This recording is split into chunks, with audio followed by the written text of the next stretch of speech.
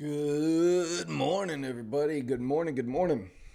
It is Thursday, July the 6th, 7 a.m. New York time. So, good morning to everyone here stateside. Good afternoon to all of my UK folks, Africa folks, India folks, and good evening to all my Asian folks. So glad you guys are here. Hope you're having a great day wherever you find yourself to be. We're back. Venator Trading. We're taking 10K to $2 million in funding, hopefully by the end of this year. Fingers crossed. We have a good strategy, we have a good plan, and we're putting it into action. We've been here now for almost, right at 6 weeks. Well, almost 2 full months. About another week, and we will be 2 full months into our process here. And we're doing okay. We got a funded account. We've got a phase 2 challenge and a 100K phase 1 challenge. We are in a little bit of drawdown, which is perfectly fine. Um, this is, I was talking to my son. He was like, "Hey, Dad, just watching the stream. Saw you in drawdown. How you feeling?" I'm like, "I feel fine. Like, I mean, this is the life of trading. You're gonna go into drawdown. You're not going to win every trade. You're not gonna just constantly be on a winning streak. And this is why this is when you have to trust your data. You have to be able to trust your system. You can't change your risk management. You have to trust your risk reward ratio. Um, and you just have to know that when you execute your system and you follow your rules to the best of your ability, that in the end, over the course of 100 trades, you're going to be profitable. So if you've been in drawdown before, maybe 4%, 6%, 8%, 9%, very, very close to losing a challenge,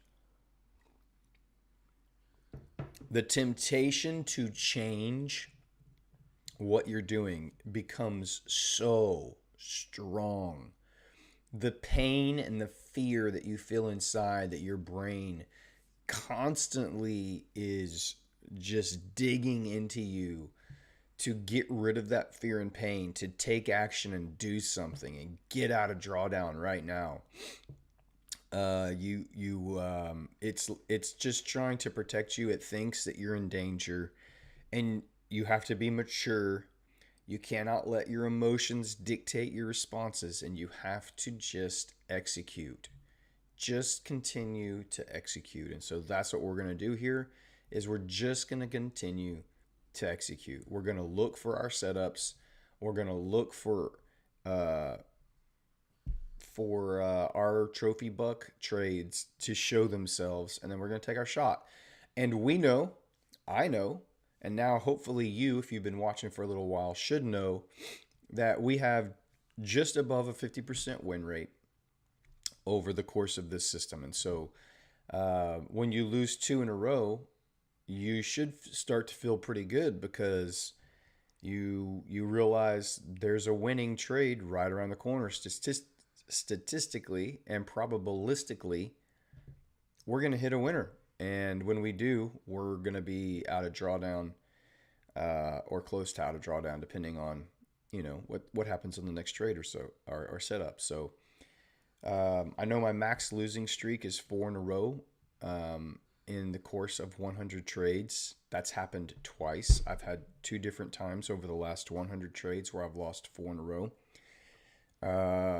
And so it's a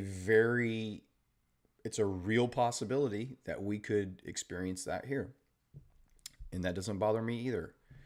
Uh, when you let fear begin to creep in and you give it a foothold in your mind, it will poison every thought process that you have when you sit down to trade, and operate. You cannot operate like that. You just can't.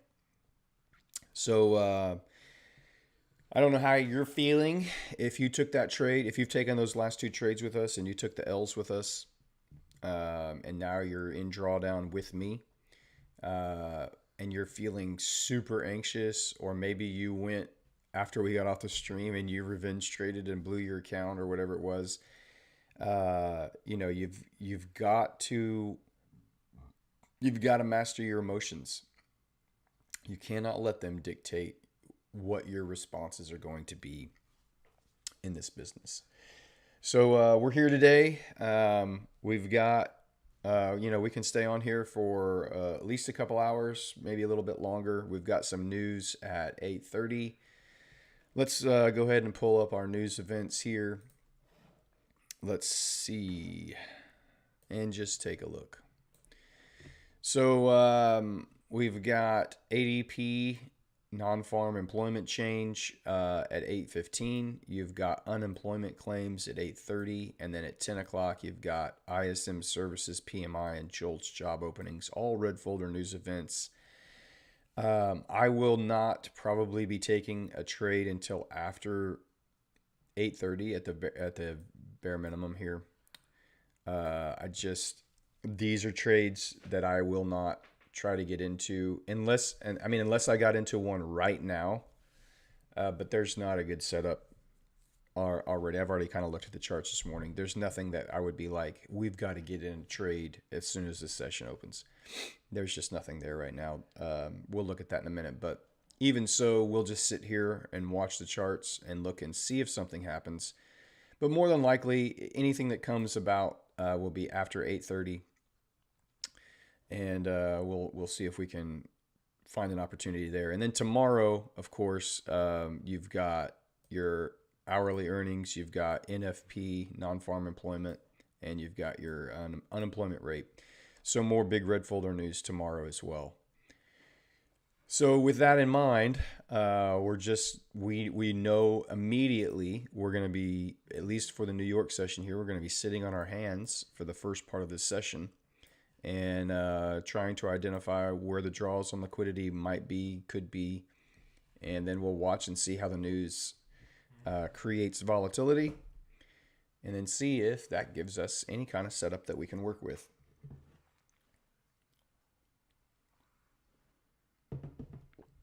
So it's the first week of the month. Nothing to get. We still have a long month to go. Officially, I would be up for a payout this weekend. But if we're still in drawdown, obviously that's not going to happen. And I really don't want to take another payout until I can buy at least another 100K challenge. So that would be, if we can get that far, it means we've probably passed our phase 2 and we're up at least 5%. That would get us pretty close to being able to purchase another 100K challenge.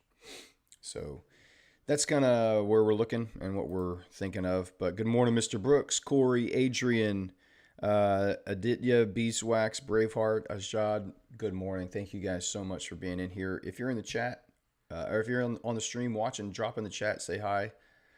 Let me know where you're from. Let me know how your trading's going. Would love to. The more you guys talking, the more in there, the more questions you have, the better the stream will be. So, Egan, good morning. John, good morning. Thank you guys for being here and watching. Glad you're around. Corey says, I was literally going to text you and ask, was that same setup you have on the screen good? This is the London session. I almost... So I teased y'all yesterday. I was like, hey, who's up for a London session stream? And thought about doing it last night. My dog has an upset stomach and still needs to go to the bathroom quite frequently. And woke me up at, what is this candle right here? This is at 1:45. This candle right here, I woke up and I came down and I saw it breaking, like grabbing this, it had grabbed this liquidity and it had broken up and this candle had just opened. And I really, really, really wanted to take this trade at almost 2 o'clock in the morning. I almost put it on Twitter. I did not take it, but I did I did chart all this out in the middle of the night while I was waiting for my dog to do her business and outside. And I really just about called this all out, but it did end up being a great setup and worked out. I don't know if any of you that have been up already most of the day were able to get in on that move, but that was a beautiful setup on euro dollar. Pound dollar also had a great setup. It wasn't quite as clean, but it did run this liquidity right here at midnight, and then it ran up, and it wasn't quite as clean, but there is a nice little fair value gap right here inside. These 4 candles are your breaker on pound that ran up, dropped down, grabbed liquidity, and then displaced away. But you didn't get displacement really till about right here on this candle. So if you waited for this candle and then you set your order inside that fair value gap, that also would have been a brilliant trade as well. So euro and pound both had great setups overnight. I really was so tempted to take this trade setup and call it out on Twitter in the middle of the night. I did not. It doesn't upset me. It just is more confirmation that you just follow your system. You just watch and wait for your setup to appear. And they have been showing up at a lot in London. I've seen these setups a lot from you guys that are DMing me. I just happened to be up in the middle of the night when I saw this and just drew it all out.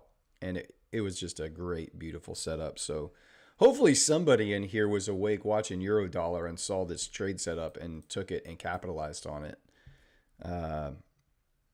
Owen, okay, good. I just appreciate that, man. My Texan English is, I don't know, hooked on phonics, man. That's the way I was taught.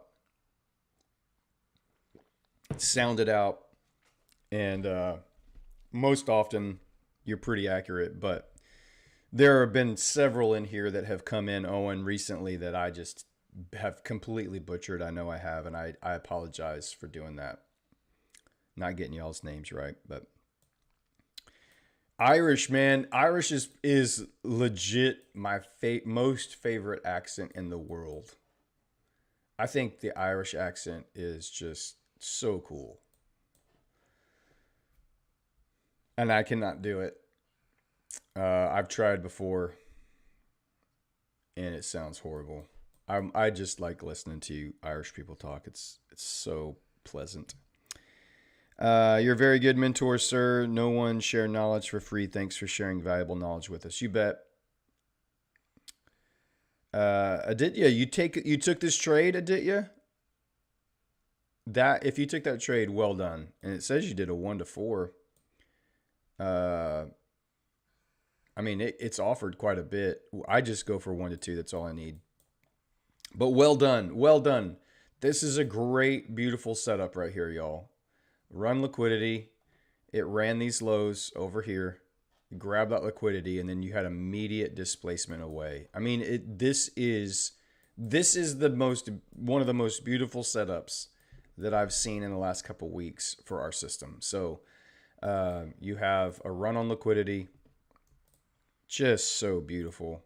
And you even had this run on liquidity was the more external run that it grabbed. And then as soon as it does, you get your displacement grabbing that liquidity. So as soon as you see that displacement, you identify where your breaker is. The last, where did this run start? It started up here. This is the swing level that created that run into liquidity. And you identify your breaker. You look to the right. Is there a fair value gap inside of it? Well, what do you know? Yes, there is. Target about 50% of the breaker is where I like to enter, but you can also use the fair value gap. You could have used this. It ended up filling that entire fair value gap. Your stop is under the breaker, also under the candle that created the fair value gap, and then you just sit and wait. This liquidity up here is the liquidity that it's probably going to try to reach for. There's relative equal highs up here. So that could be a target for us today. But for now, that was just a beautiful, beautiful setup. Beautiful setup. So good job, Aditya. I'm glad you caught that. Owen says it's extremely varied from north to south. Northern probably the nicest. I'm not super familiar with the dialects. I just know when I hear an Irish accent, I know that that's Irish, and I just want you to talk. So, I have taken on 5K phase one. Good job, Aditya. Are you saying that you just got a 5K or that you passed a 5K? I'm not sure. I'm looking at pound dollar. Your face will melt. Yeah, pound it's just obviously off the charts. It's crazy. But there was a nice setup there. You had your fair value gap, you had your breaker. So this move up ran liquidity here, and then you had immediate move up. It stalled out just a little bit, did get displacement, and it did come back down inside that fair value gap, which was inside that breaker. 1 to 2, easy money, low hanging fruit. It didn't run out this liquidity yet. You were safe to take that trade. Both of those, euro dollar was way cleaner and way prettier. But GBP also worked pretty well.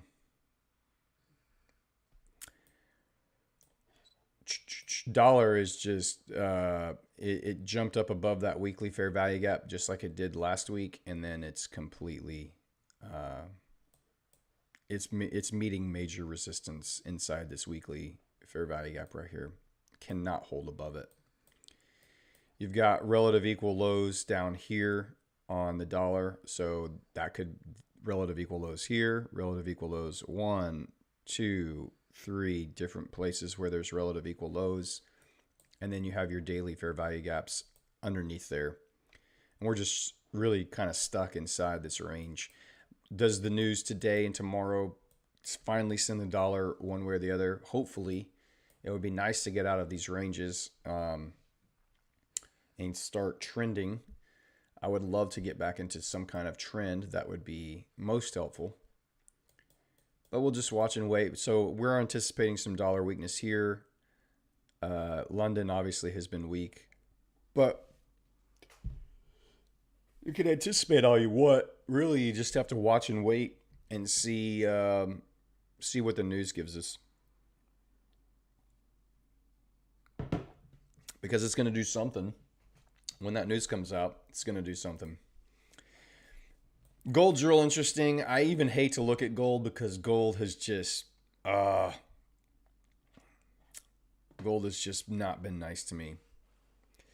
But it's a nice looking setup here. You've got a run on liquidity. You've got displacement away. Where did the run on liquidity start? It started up here on these candles right there. So that would be your breaker.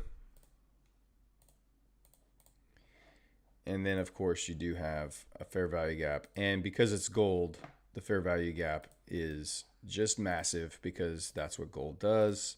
It doesn't leave you anything nice and tidy. It leaves behind these massive moves when it wants to move. So that's an interesting. I would not call this out. Again, we've got news coming out at 8:30. It's not listed on here. 8:15 and 8:30, you've got some unemployment claim numbers coming out, and then at 10, you've got your PMI stuff with manufacturing and stuff. So JOLTS openings, but you do have a setup here on gold, and even though there's red folder news, we'll watch and wait and see what happens. Otherwise, you could get news and it could blow right through all that. But barring any news, if there was no news, this is actually a really nice setup looking here on gold. Gold just doesn't cooperate and hasn't recently for me. But that could be a potential move on gold here today. We'll see. Again, this is not a trade. Do not take that trade. Whatever you do, don't get into a trade until after the news hits. Don't do it. John, where was the fair value gap on pound? It was right here.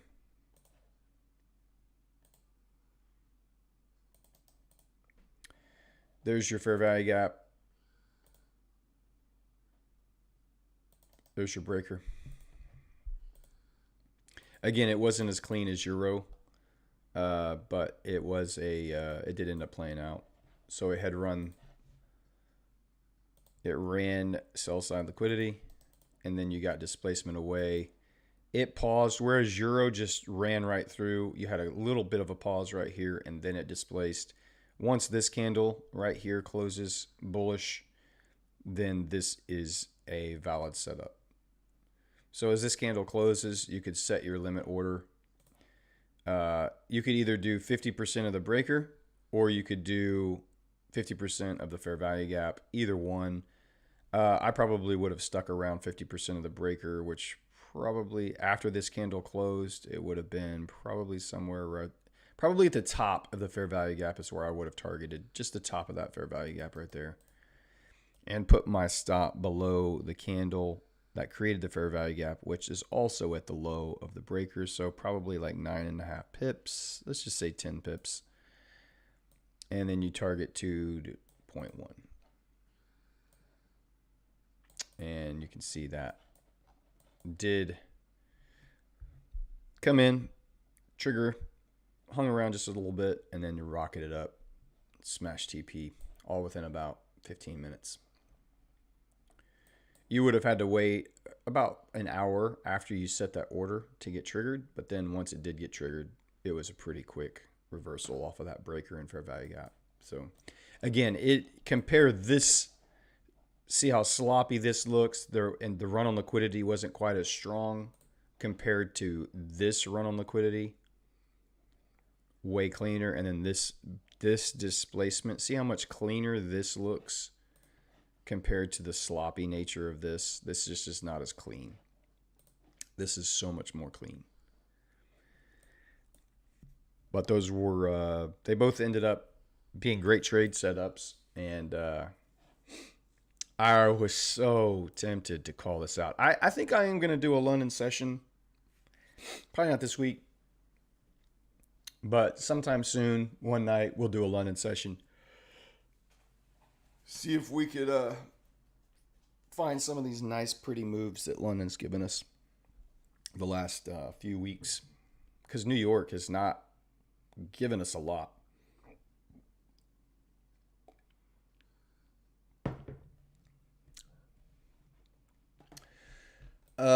So again, here we are. Let me just jump up to a higher time frame here on the dollar. We'll show you, go back over what we're looking for. This weekly fair value gap has been respected last week. It's ran up into it again this week and then pulled back. And then right underneath that, you have an inverted fair value gap that should have held price down. It did not. So then it becomes inverted and holds price up. And inside that is a bullish daily fair value gap inside the inverted fair value gap. So it's held price up. We haven't gotten back down to it to retest that. Is that today, tomorrow? What is that? Who knows? Be real interested. We've taken out yesterday's high, and now we're looking to take out yesterday's low. So it'll be interesting to see if the dollar wants to collapse. Does this start? I've told y'all I'm more bearish on the dollar long term, like on the weekly time frame. I think we're going to come down here and grab some of this, these relative equal lows before it wants to, if it wants to go higher. It doesn't have to. It can just turn rip bullish. The Fed could raise interest rates by a 0.5 percentage point, and this thing just rockets the hell out of here. But US 30, what's going on over here? You can see we're just in a tight little consolidation range. US 30 has not, also, it's been like gold, not provided really any kind of, get rid of all that. We've grabbed buy side liquidity here and here. We did break below create a new swing low here, we have failed to displace above this high. So long term, and you're obviously inside a fair value gap right here on US 30, which is the Dow YM on futures. And there's a daily fair value gap right here. So we're still inside this daily dealing range from this high to this low. We didn't take out the high and we haven't taken out the low, so you're still inside all of that mess right there. You've had a change of structure right here. Came back up into that fair value gap and fell away. So on the 4 hour, you're bearish. You've had this big run up. Failed to displace and make a new high.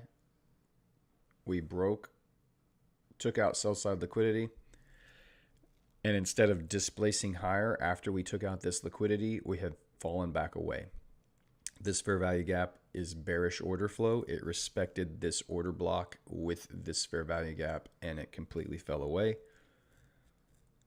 Has filled in this this imbalance here. So it would be interested to see what happens if the US 30 gets a pullback here. What happens inside this 4 hour fair value gosh, I can't talk. This 4 hour fair value gap right here. When we pull up inside of that, does it respect this with this bearish order block right there to continue lower? Or is this just a retrace for our next leg up? So you had this big up push and you're getting a little bit of a healthy retrace here.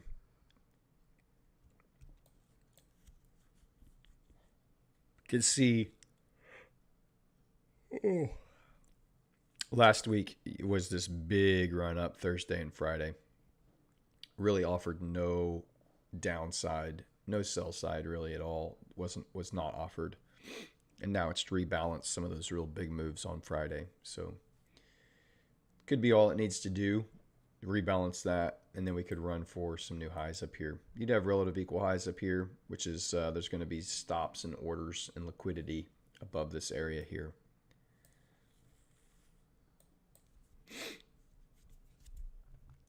David, good morning. Both Davids. Well, you may be late to the stream, but there's not much happening. We've got red folder news. Did you see my comment about me buying a new? Oh, no, I didn't, Corey. Way to go.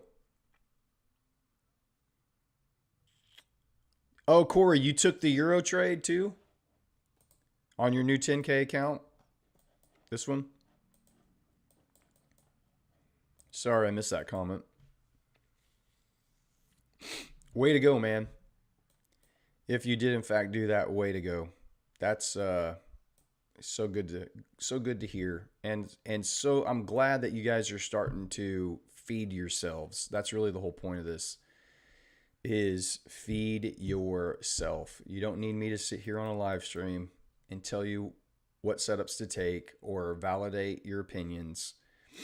You need to learn how to feed yourself. Awesome. 5%. Way to go, man. 2 days, up 5%. That's so good. Are you with Smart Prop Trader or did you go with someone else? I think you were with Smart Prop Trader the last time I talked to you.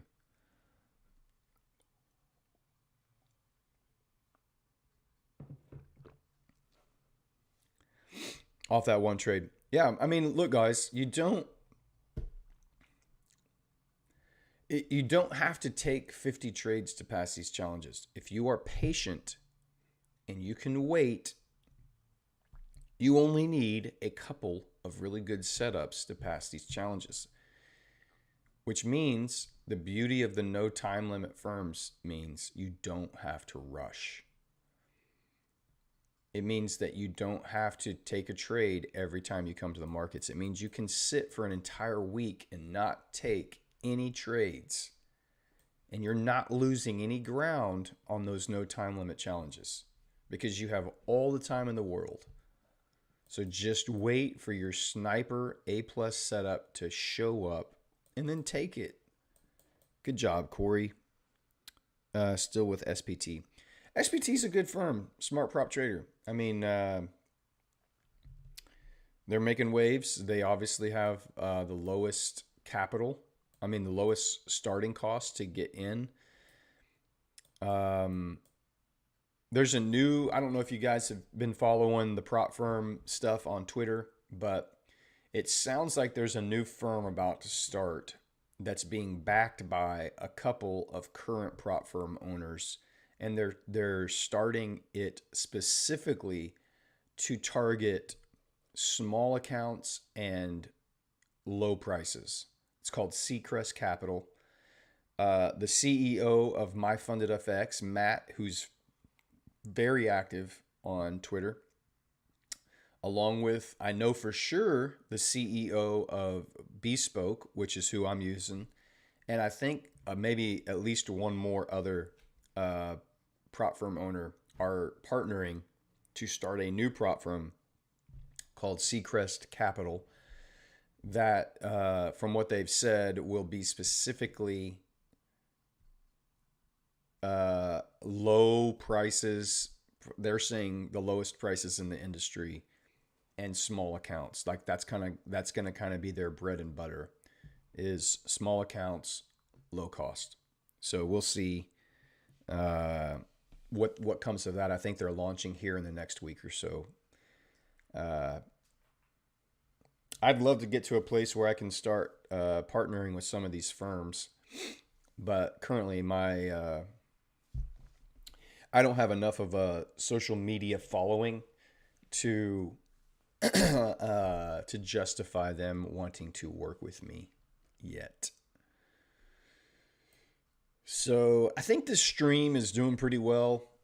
By the end of the stream, we typically have around 100 different unique viewers that have popped in, and it changes. We'll average. Like today, there's only 18 watching right now, but I mean, we're typically averaging between 20 and 30 over the course of the whole stream. And that changes because not everyone can just stay the whole time. People come in and out, whatever. But we're getting close to being an influencer. That's not really that really wasn't why I started this. I mean, technically it was because I wanted to help y'all. I wanted to help people who are struggling to pass challenges. So I guess technically that's a desire to be an influencer. I want to influence you to become better traders. But I'm not necessarily doing this to become an influencer just to make a profit. Now, if I can, I'm going to monetize it. Absolutely. I'm a red-blooded American capitalist. And I'm going to try to use other people's money, not yours. I don't want you all to have to pay for knowledge and encouragement and advice. Let's see. I just need to make 7% to pass phase 1. Oh, well, heck, man.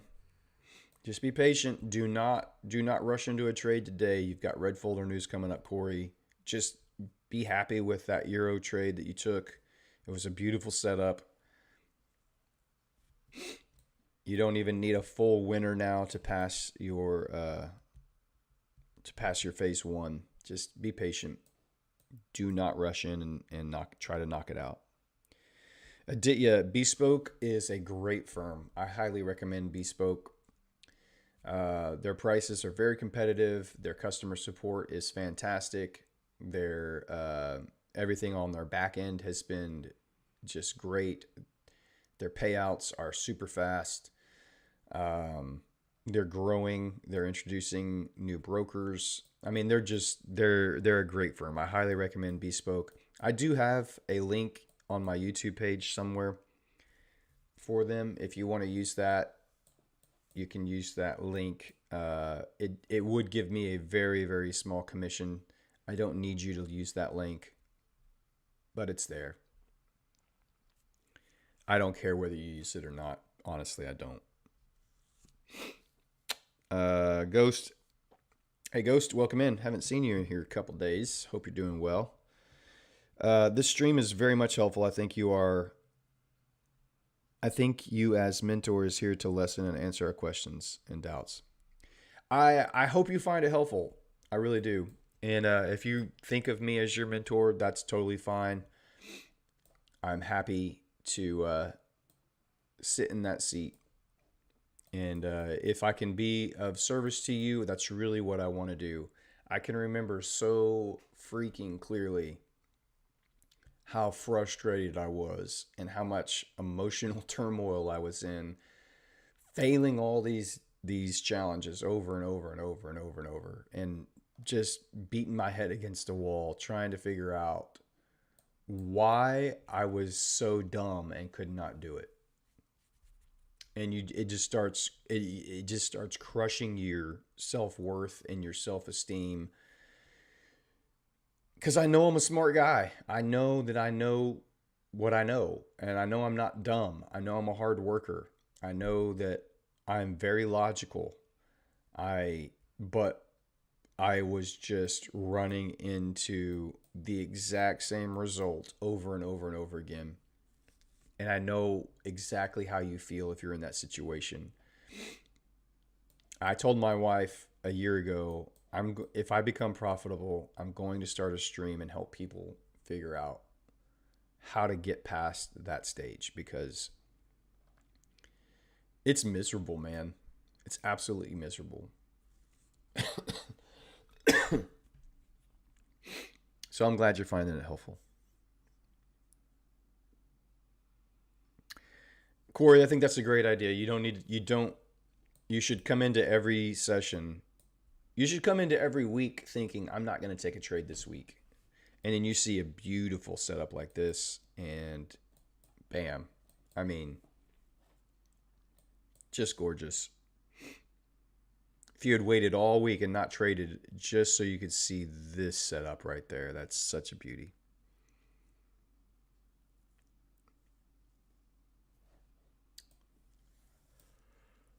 John, thank you. Sure, man. Speaking of John, did you find any more information out about Top Step, or uh, did you narrow down your firm to get a challenge? Not that you have to put that on the chat, but you're here, so I'm asking. You can ignore me. Yeah, so guys, we're just chilling out here. We've got about an hour until the news comes out, so we're just hanging out. We're gonna watch and wait and see what comes of the day today. Looking into Top Step, I'm extremely conservative, so I don't just jump into things. Let me type.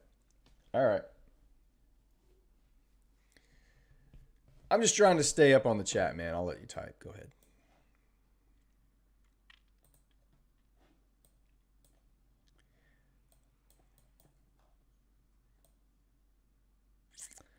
Uh,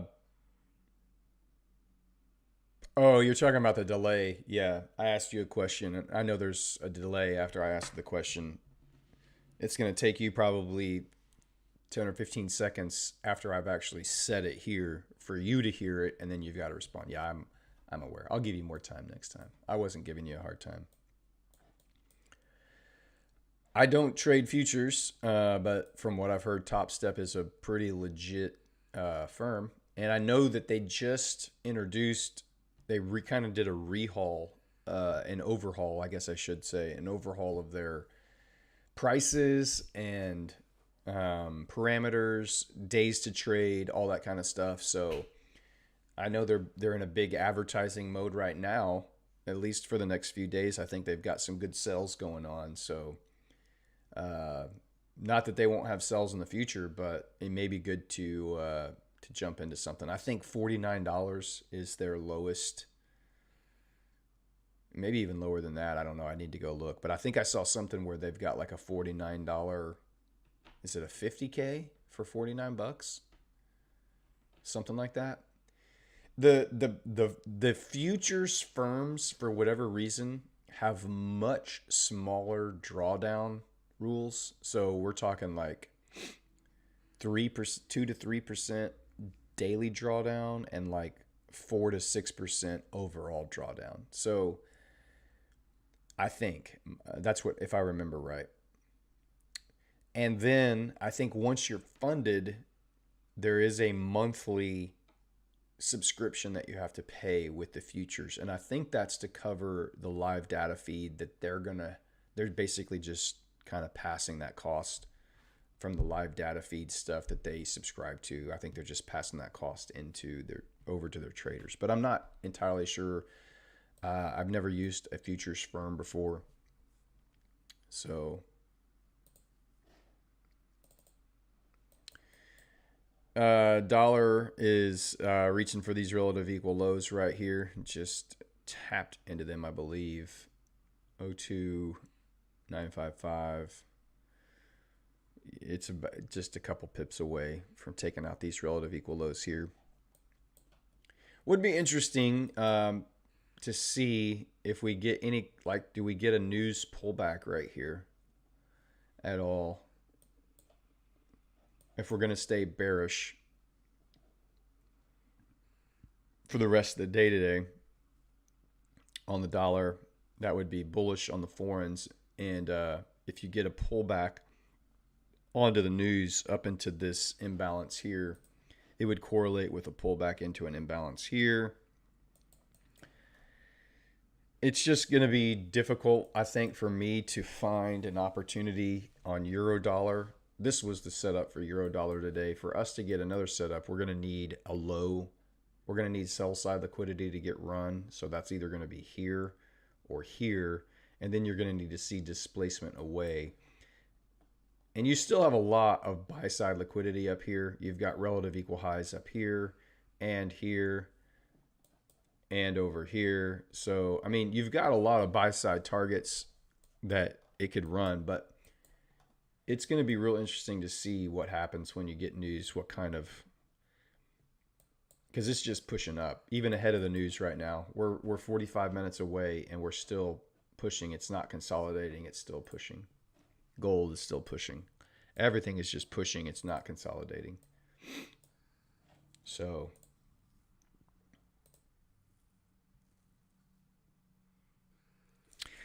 well, so John, Bespoke offers the CFD side. It's not true futures contracts. So it's US 30, it's NAS, it's S&P 500. So US 30 is the Dow. And if you look at the US 30 and you compare it, I think there's a way to compare what's YM E-mini Dow.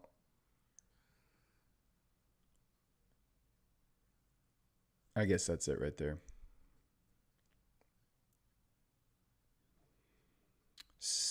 YMU, I think this is it maybe.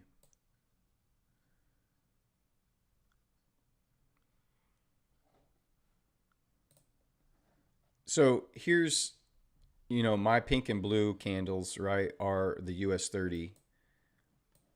And you can see the overlay with the YM with the Dow Jones here. So they move basically in tangent with each other. The prices are just not identical to US 30.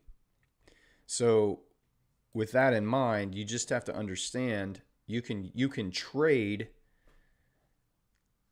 ES or NQ or YM, but it's just going to be called something different on a Forex prop firm. The points are going to be different, all that kind of stuff.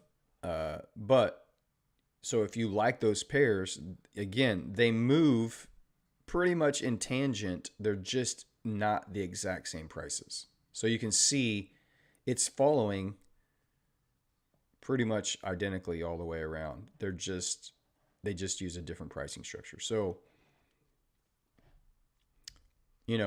that's why I was like, if you like a prop firm, a Forex prop firm, that you can trade all the Forex pairs alongside the CFD side of the futures, then you could, how do I get rid of that now?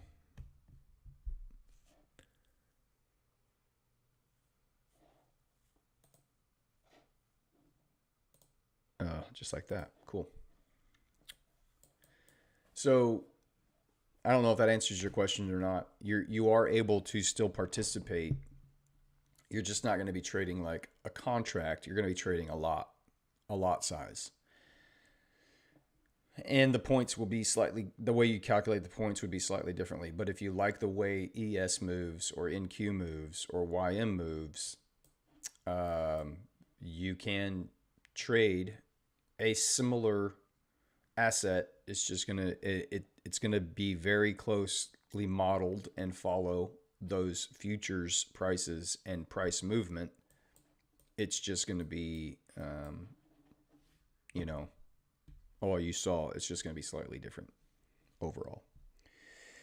Top Step has the consistency rule. That rule plays with your mind. Tough for people like us that wait days at times for setups. They do have the consistency rule, and that is a downside to any firm that has a consistency rule. It's not in the trader's best interest to use that firm. That's my opinion. Um, if you're trading multiple trades a day, like if you're a scalper or if you're taking 2 to 3 trades a day on lower time frames, the consistency rule may be okay. But if you're using higher time frames and you're taking, yeah, it's just not to your advantage to have a consistency rule. They even use that consistency rule, I think.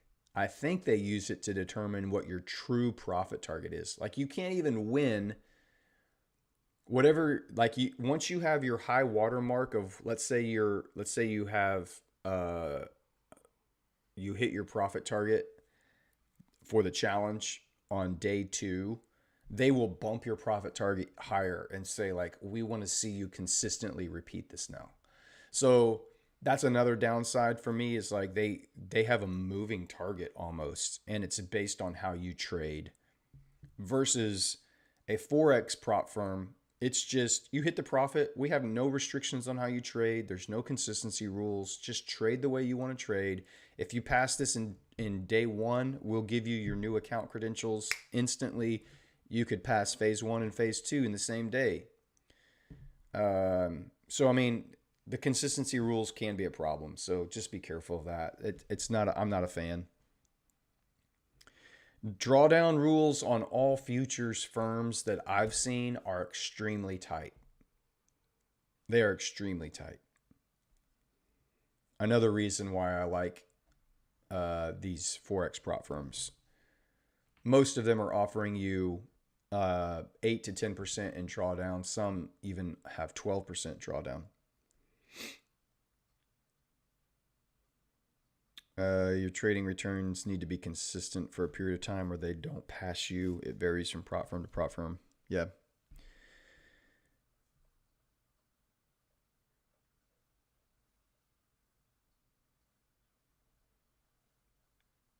Two, if I do want to do a prop firm, find one that fits my pre-existing exclusionary knowledge of futures. Exactly.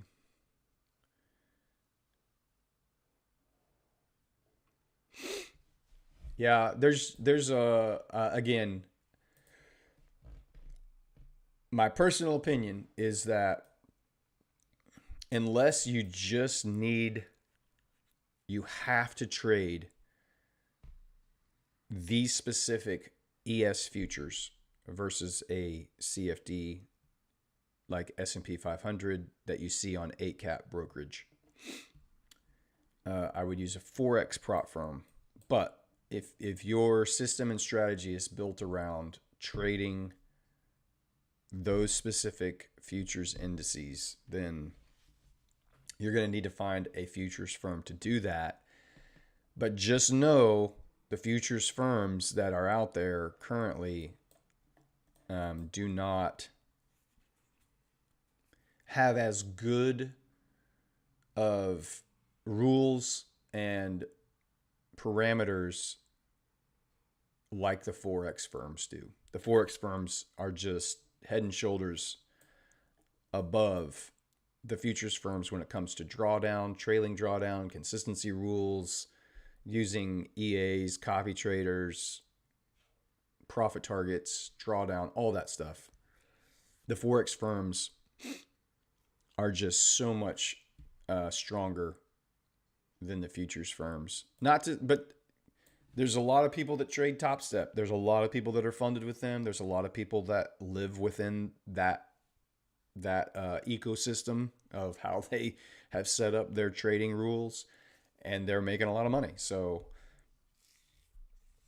but I don't know what the futures firms, all of them are. I don't keep up with that, John. So I may not be the best. I know I'm not the best resource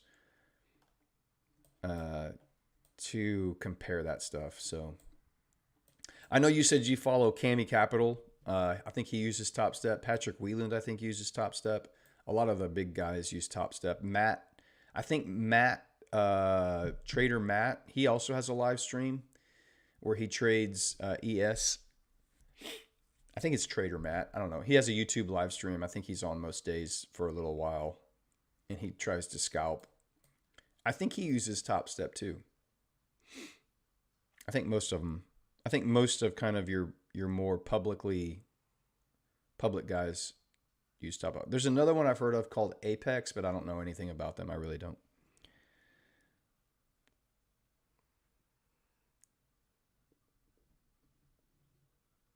That makes sense. I mean, it totally makes sense for your first challenge, not wanting to learn something new. I totally get it. Some of them may have demos. Like I know there's a lot of Forex firms that will offer you a demo account that simulates a challenge environment. Like FTMO, I think my Forex funds does, but you can actually get a free trial that lets you test out the firm in a true market condition to see. I don't know if Top Step does that or not. But in the end, let me look.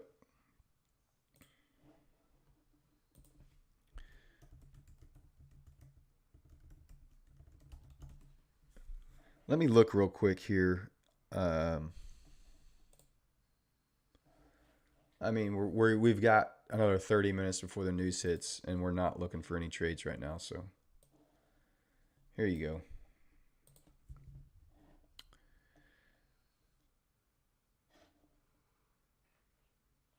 One step, one rule. That's not entirely true. One step, one rule. They have more than one rule.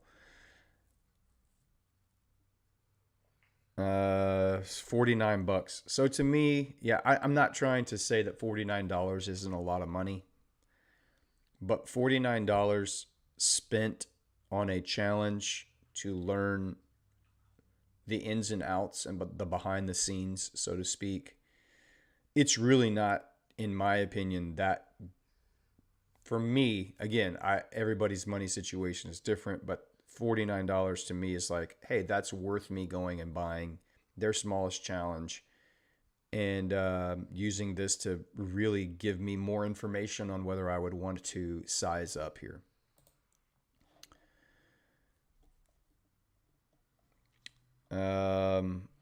Manage risk. I mean, this is all right. Trading.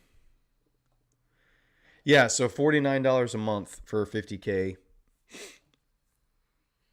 And this is a monthly price. After you reach funding, you would have to pay them $49 a month. That's the other thing. A Forex firm, there's no monthly fee. It's just a challenge fee that you actually get refunded at your payout. You don't have to keep paying. So 50K, you've got to make what is that, 8%, 6%, something like that? Yeah, 6%. You can only put on a max contract, 5 contracts. I'm not sure what that leverage is, but I would think 5 contracts on a 50K seems high to me. I don't know why you would want to use. I mean, maybe I don't. Again, I don't trade the futures, so I'm not sure how that translates. 4% max drawdown. See, that's insane to me. A 4% max drawdown is very tight. How many traders do you know of that can stay above 4% max drawdown? That's crazy to me.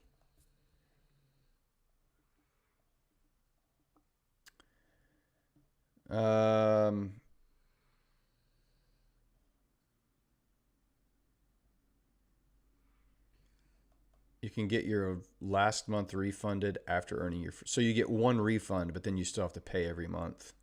They do have a 90% profit split, so that's kind of nice. They can scale up with a larger loss limit. So it looks like you can increase your drawdown limit. You can have 3 accounts, so you could have multiple accounts.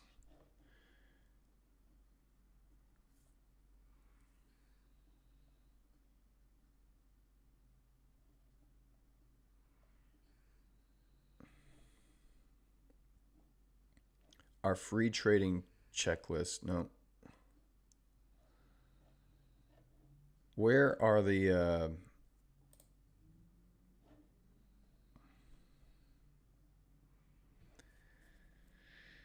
all right, exceeding the maximum loss limit will result in a rule violation. So I guess if you exceed 4%, so they're taking away the daily drawdown rule. So there's no more daily drawdown limit. There's just a maximum drawdown limit of 4%.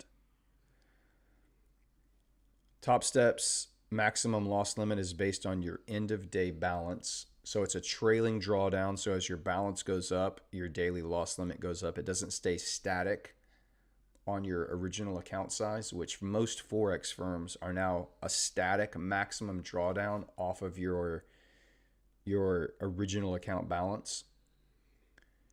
So that's another thing to be aware of, that is that as you get profits, that drawdown trails you. It is balance based, which is better than equity based, but still, it is still trailing.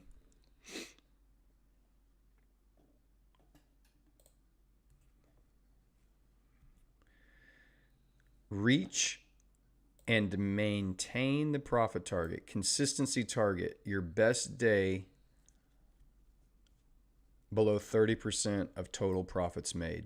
So your best trading day, here's the consistency rule. Basically, they're saying you can't make a lot of money on any one day. If you make more than 30% of your best day, we're not going to let you get that. That's also insane to me. That is an insane rule to me. Like you cannot, they are limiting how much you can make. They only want you to make small regular profits, is basically what they're saying. Like you can't have a big day. If you have a big day, we're not going to pay you out. Unless you just consistently have big days. But let's say you're just regularly trading, you see one trade, 1 or 2 trades a week, you're taking them, and then the next week you find a setup that is just primo setup, you take it and you make 40% of your previous best day so far, they won't count that trade. So that kind of sucks.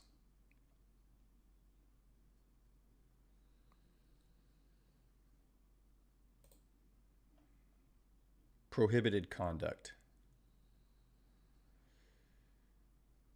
So prohibit exists to deter gambling, get unrealistic fills. I mean, some of this is all the same on the Forex firms as well.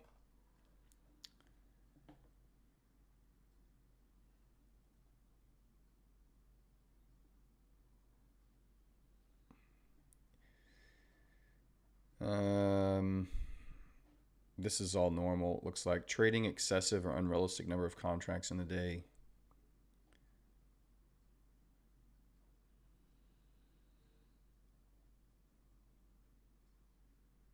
So I guess I don't do copy trading. Performing between connected accounts.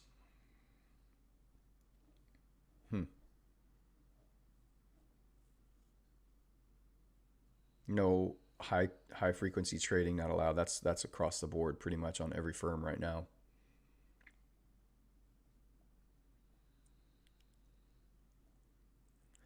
Anyway, y'all can go to Top Step and look at that. I don't need to keep pulling all that up, but there's yeah, I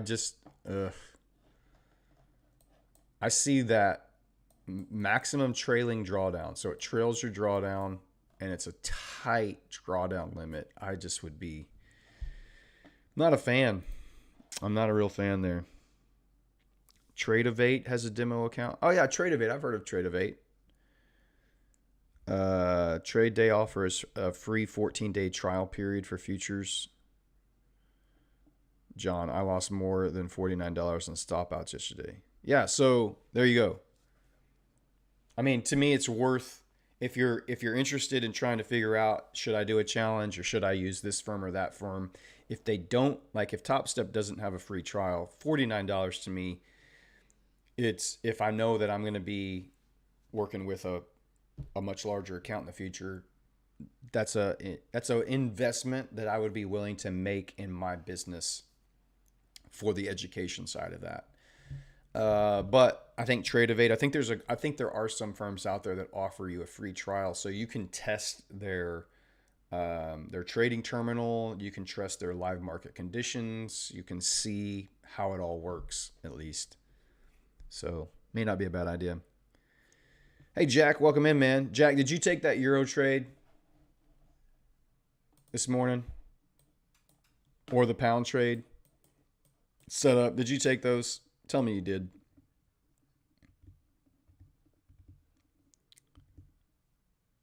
I was going to get an Apex account because they were 90% off.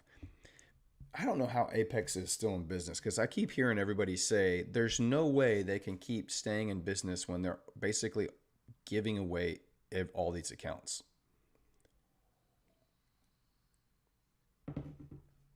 But I think they're still around. I think they're still in business. B-Book Broker. I'm not sure, GG, what you mean by... If you're referring to someone we just talked about, like a firm, or is that Apex? I'm not sure.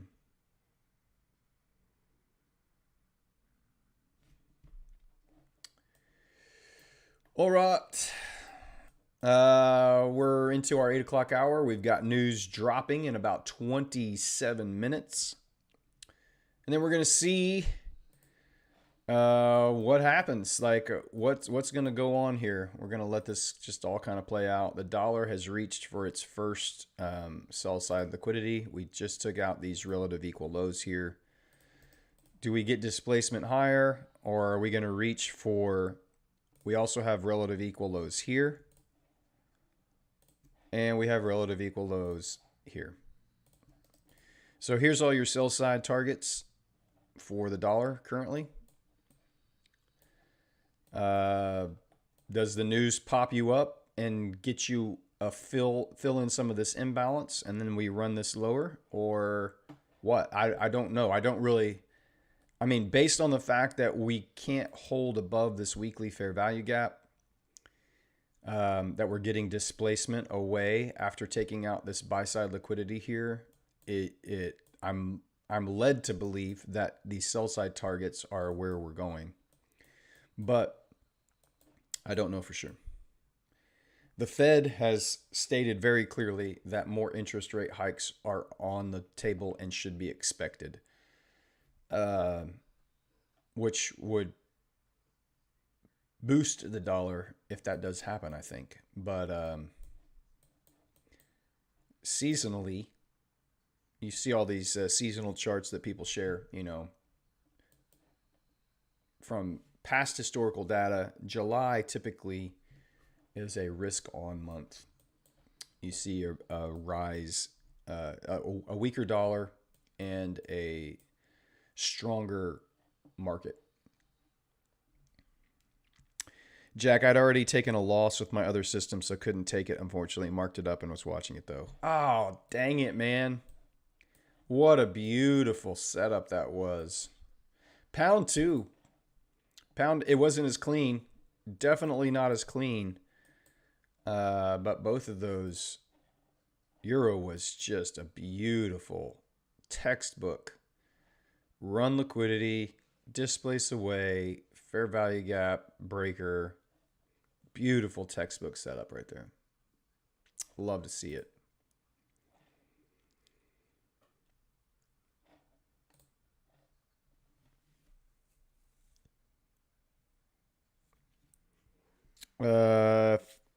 Talk about trade.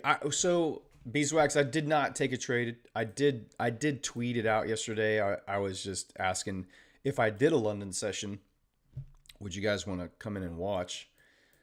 Because we do have a lot of people. I think most of the people that are on the stream are overseas, across the pond from me. So I think Corey and John are about the only people in here from on stateside. I think everybody else is from the other side of the Atlantic. So a London session might be good for y'all. I would not be able to do that frequently, but I could do that occasionally. So I was just throwing it out there. And then last night, I got up in the middle of the night to my dog has eaten something the last couple of days or drank something, I don't know, but her stomach, she's just blowing out the back end right now. When she got up in the middle of the night, woke me up, needed to go. So I came down and let her out. And about 1:45 right here, I saw us getting displacement after running this sell side liquidity. And as this candle was opening, I really wanted to call this trade out, but I didn't. And I went back to bed, and then I woke up this morning, and boom. That's the way it all played out right there. So what could be interesting here is if we get a run on liquidity, maybe if news pops you up here and runs this buy side liquidity, it would correlate with the dollar running some of this sell side liquidity. And then if you got some displacement away from that, we might be able to, if this is going to stay in this little range right here, you might be able to get a pop up and then a reversal down. I don't know. We're just going to watch and wait. I'm not going to try to guess what's going to happen. I'm just going to try to watch and see if we get a run on liquidity. And then if we get displacement away, we'll see if we can participate in that.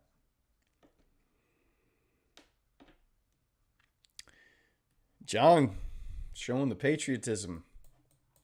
I mean, it's that time of year. I don't blame you. We just celebrated independence, kicked off the chains of oppression from our British brothers 243 years ago. I mean, it's water under the bridge. No hard feelings. Sam, good morning. Oh, Beeswax, you're from the States. Cool. East Coast. I did not catch it on the personal account. I didn't take the trade at all. I just marked it up. It was just a really, really nice setup. Tea under the bridge. It's tea in the harbor. It's tea in the harbor, Jack. We dumped all of it.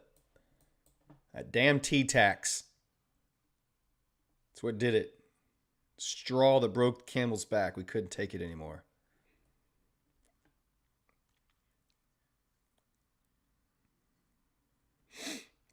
All right, so we got about 20 more minutes here until the news hits. Really not a whole lot going on. US 30 is continuing just to fall off. I'm going to look at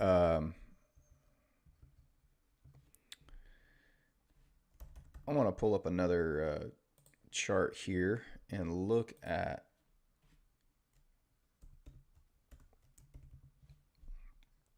why can't I not type?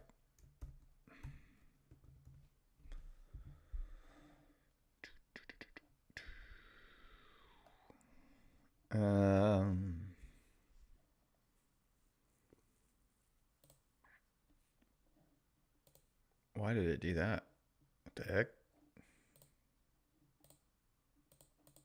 It doesn't do... Maybe I picked the wrong...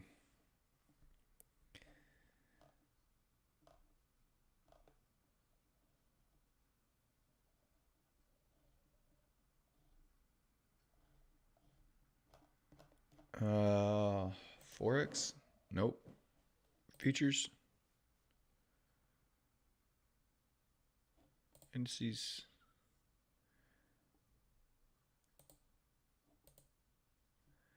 Is that it? Oh, there we go.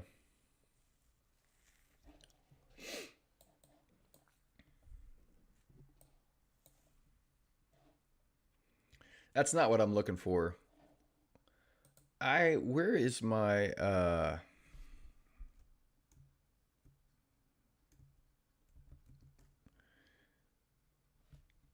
is this it?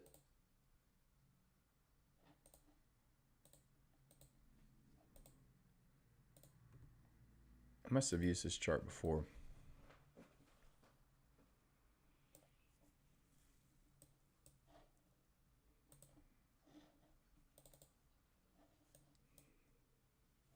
So there's your yes, John.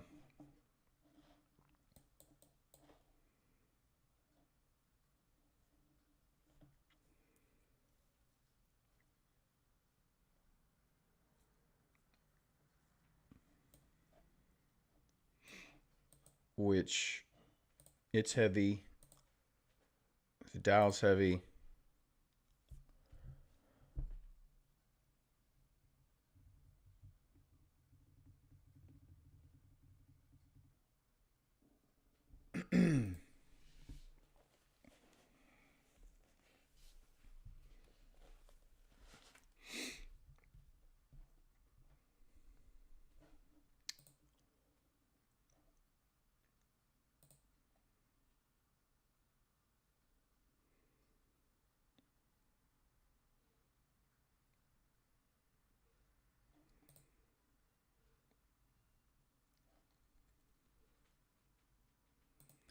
Where does the 8 cap? How do I find the 8 cap S&P?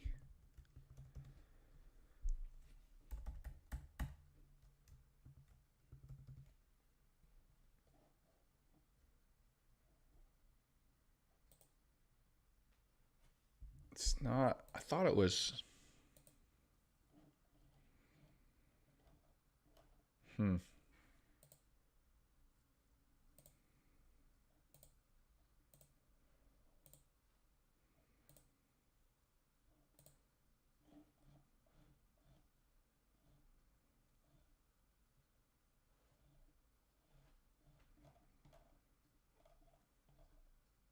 Somebody know how to find the 8 cap version of the S&P 500 on TradingView? Anybody know what that symbol is, that I'm not just typing it in wrong?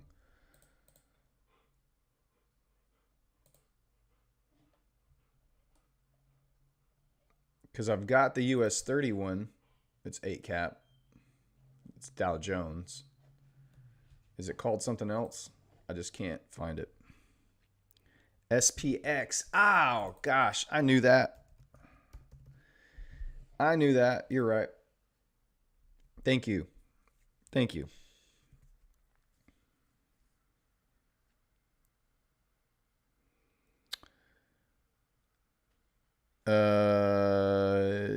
Spiffy, how's that 200K? Are you asking me? How's that? I don't have a 200K account.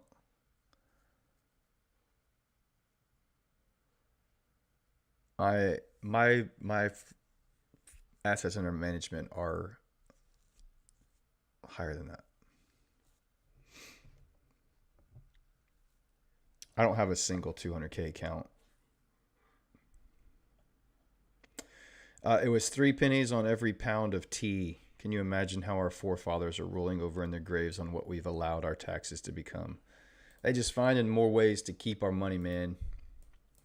And it ain't just here, it's everywhere. Government just wants more and more of everything that we produce. I'm all for having a government that does things for us, and I realize it takes money to do that, but so much of the federal government is a bloated tick. I mean, I'm not going to argue with you about that. There's a lot that. Here we go. So I'm going to pull up my. So 8:15, I think we've got our first news that came out 8:15. You're seeing this very bearish reaction here on the euro dollar. We want to get to there. So ADP non-farm employment change. Holy mother. The previous was 278. They were forecasting 226, and it came in at 497.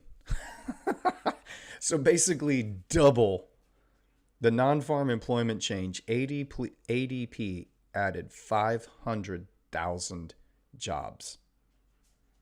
They added 500,000 jobs. ADP non-farm employment change. All right, my dog has got the pant. Let me get over here and let her out, or there's going to be a mess to clean up. So hold on, y'all. Give me just 1 second. She can't hold it.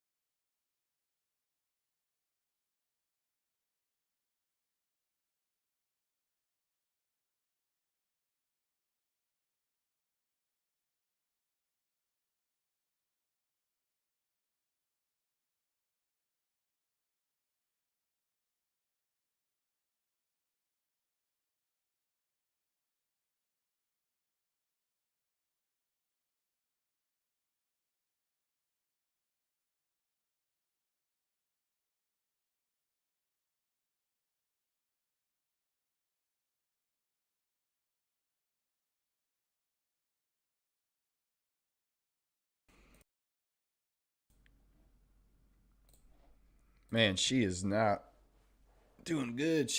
Her stomach is not okay.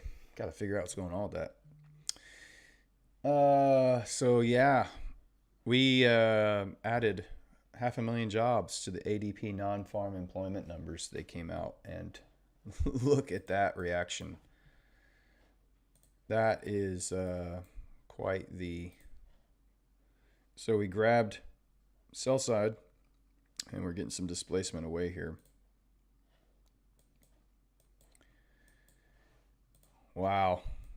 Oh, look, see, this is why you didn't want to take that gold setup. I told you. Look at that.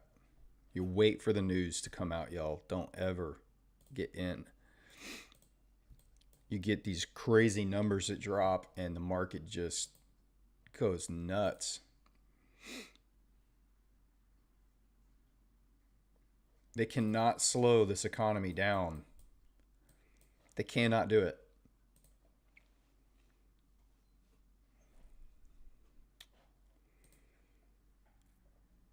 It's nuts.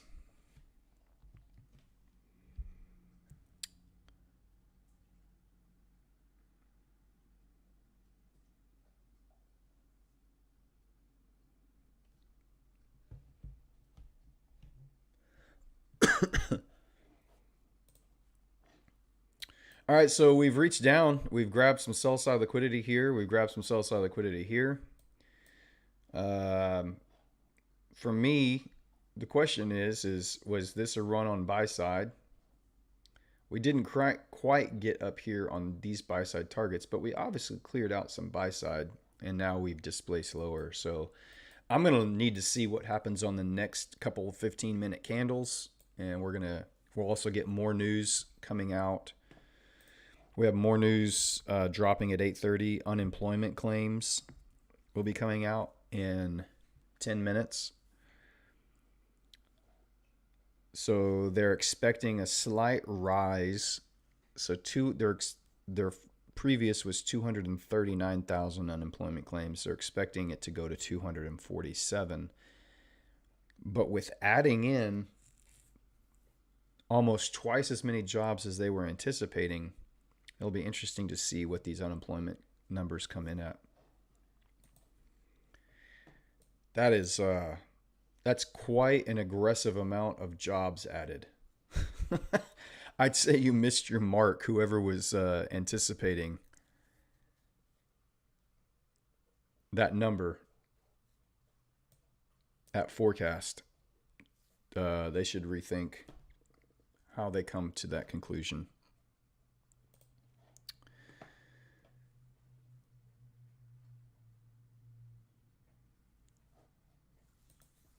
Department of Education needs to be gutted, says John. Well, there's a lot of people that probably would agree with you about that. There's probably a lot that would disagree with you about that.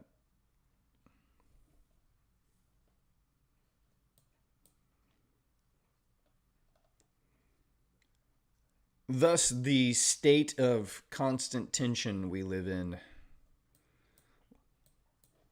What needs to be torn down? What needs to be rebuilt?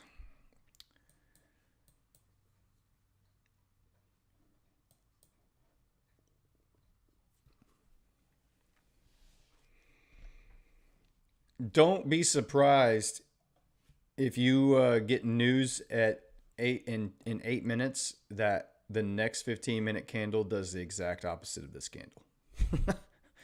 It's just one of those days. Pound pulling back here.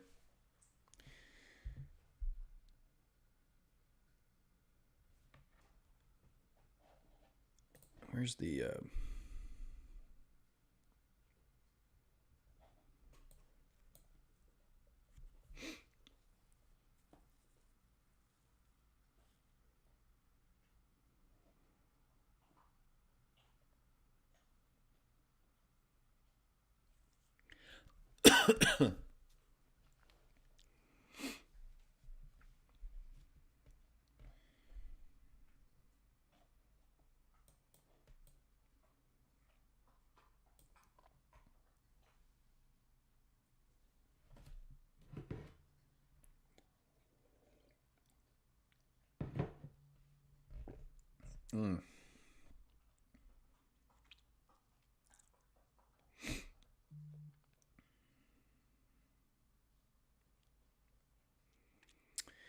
Just sitting here waiting, y'all.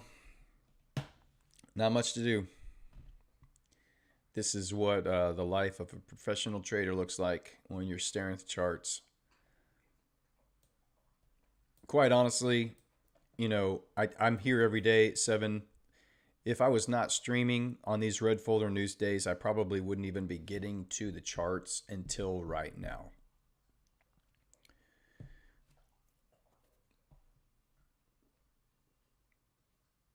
But it is good to sit here and hang out with you guys, even if we're not calling out trades every minute of the day. I appreciate you guys being here and watching and following along too.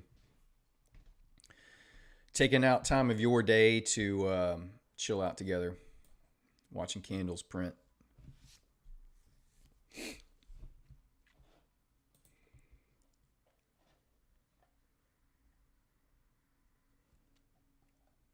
This technically, I'm going to take this stuff off of here. I just want to, again, I don't know what's going to happen with all of this, but you can see we ran buy side or sell side liquidity right here. We took out this low. So this technically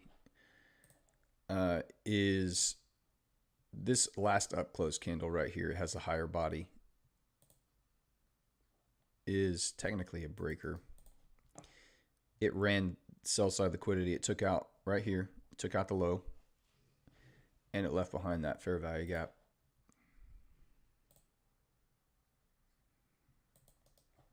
inside of there.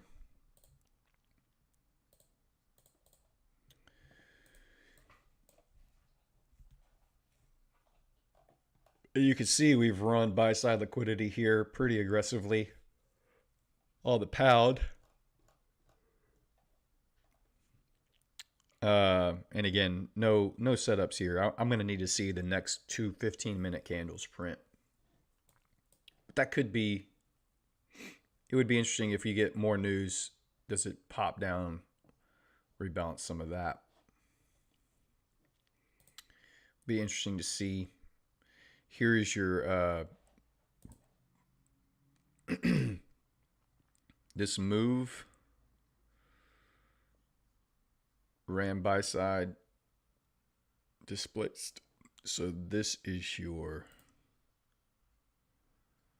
currently, this is your breaker on the dollar chart. And you have a couple fair value gaps. You have a small fair value gap right here, and you have a small fair value gap right there. It's rebalanced this aggressive move down.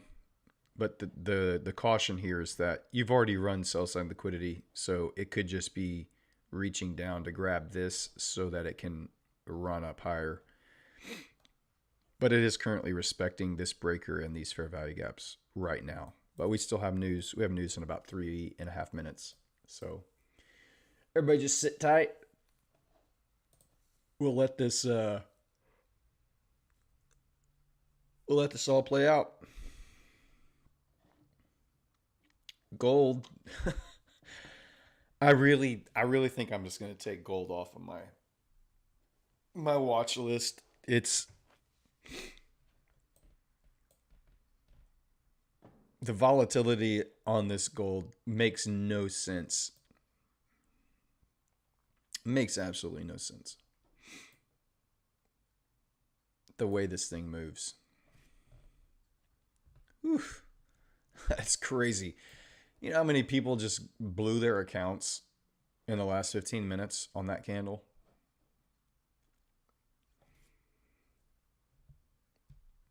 Yeah.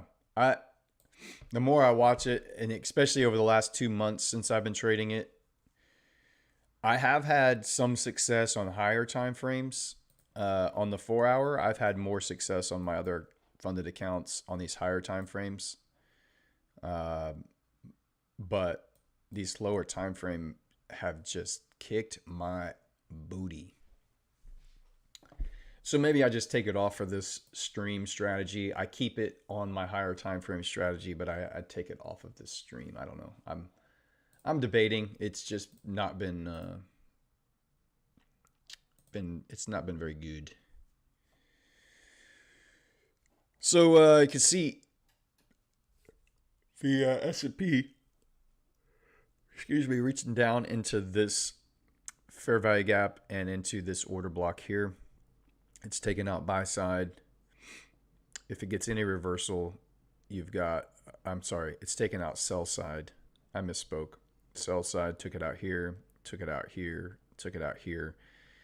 A lot of relative nice clean highs up here on the buy side for S&P. So if you get a reversal, that's obviously where you're looking as targets.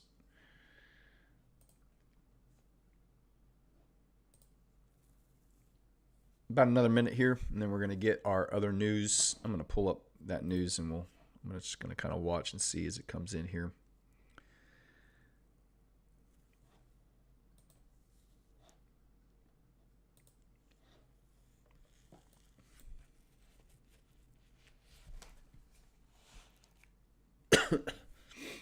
Got about 30 more seconds.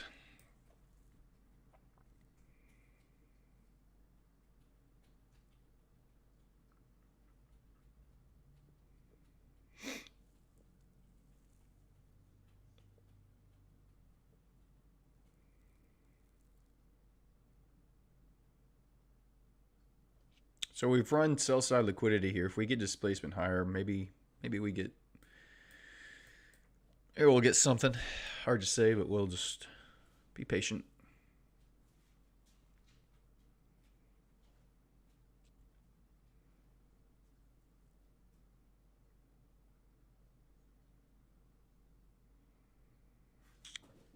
No strong reaction just yet. Those numbers are still pending, haven't hit. Here they come in, and now you're getting the trade balance is that's the Canadian trade balance. Unemployment claims come in slightly higher than forecast. They were expecting 247. They came in at 248, so just a small miss there.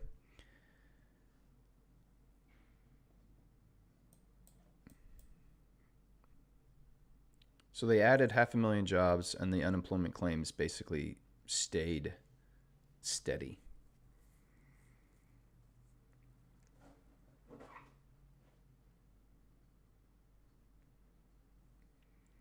Very interesting. Not getting a huge reaction here right off the bat. Dollar is pushing up a little bit higher, back up into those imbalances.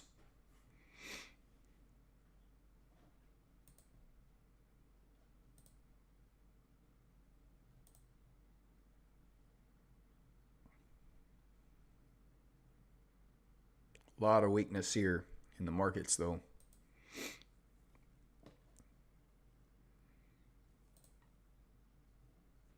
The markets are not liking how strong the job market is.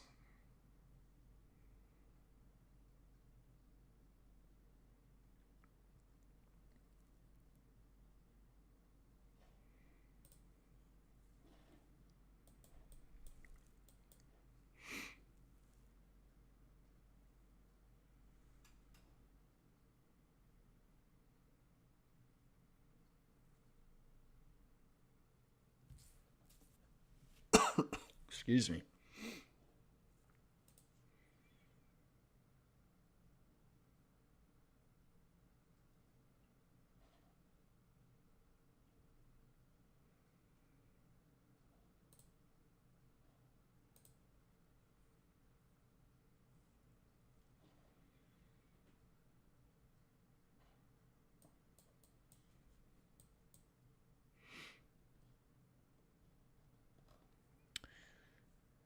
So you do have a clear. If you look at the 1 hour time frame here on gold, things clean up a lot more. Even on the 4 hour, you've got 1 hour. It's a lot cleaner here, but you can see you've got this down move. These 3 hours move down, and then you had this aggressive run on buy side right here. So here, this is a 3 hour candle breaker right here. So you have these 3 hours. It runs buy side aggressively, and you get immediate displacement out of there. That's what I'm saying. On the higher time frames, for me, I've had more. I mean, you can just see cleaner moves with gold and these big spikes. It still is super spiky, but you'll have to let this hourly candle close, and then the next hourly candle would have to close to determine it's going to leave behind a massive fair value gap. And that's what it does. It leaves behind these massive fair value gaps. So anyway, we'll watch and see how that plays out. But you can see this is a setup. You've got, it took out this old high.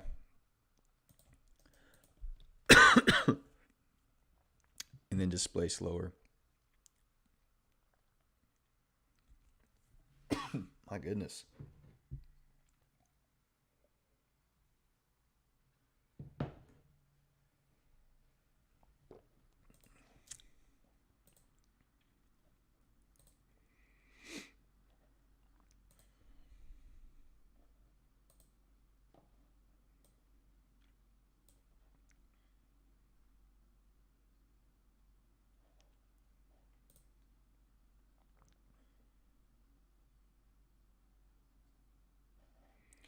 Dollar currently respecting, these fair value gaps up in here right now.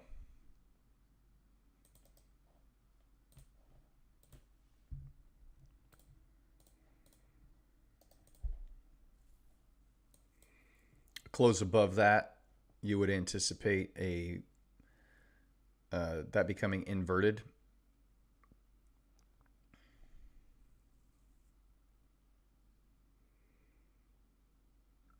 and potentially pushing the dollar higher here.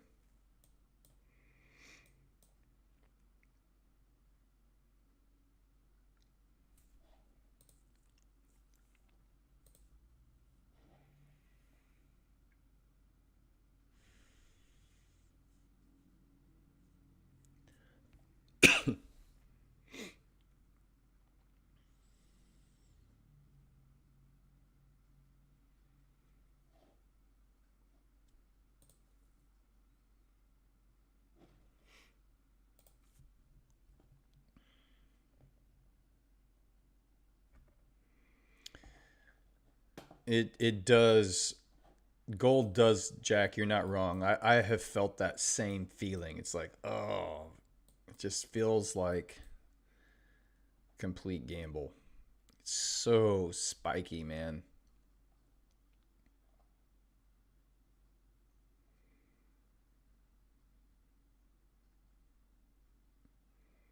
Like, it's not out of the question that the very next hour you see a candle the same damn size as this one in the opposite direction.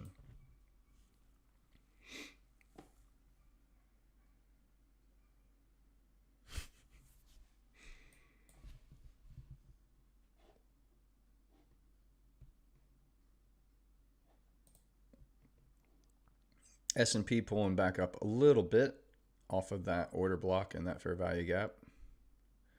Reach down into the about 50% of that order block right there. Dollar's pushing through pretty strongly now.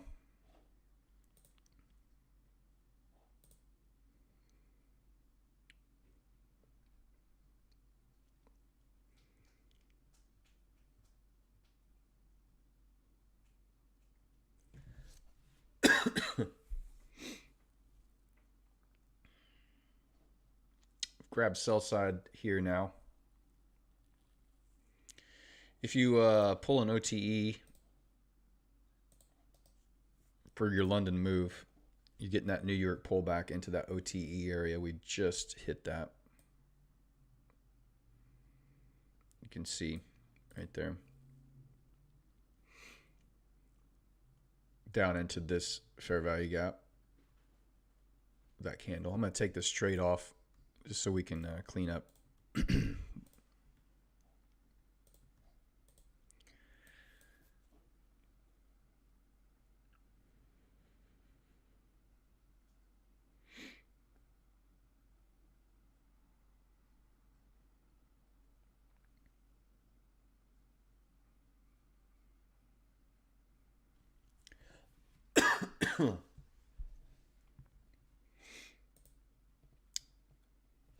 Got about 6 more minutes on this 15-minute candle.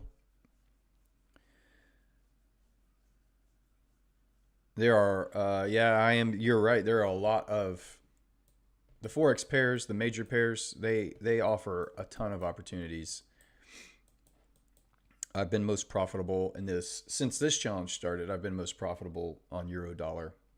But euro and pound both have been giving great setups. And we haven't even really needed to use gold or US. We haven't really used US 30 at all.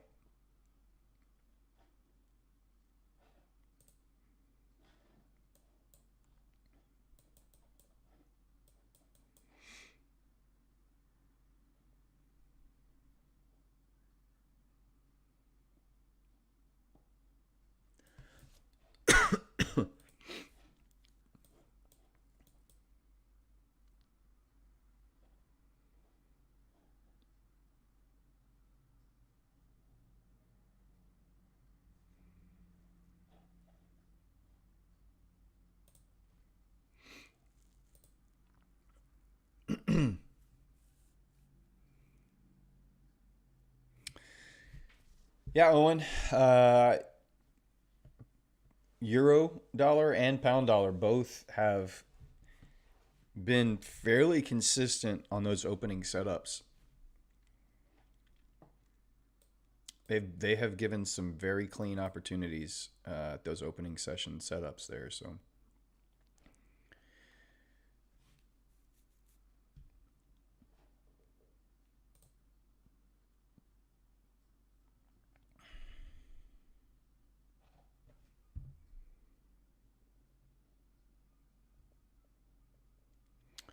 If you take the London session low here on pound, it's off of this candle. It has not quite reached back down into that OTE area, but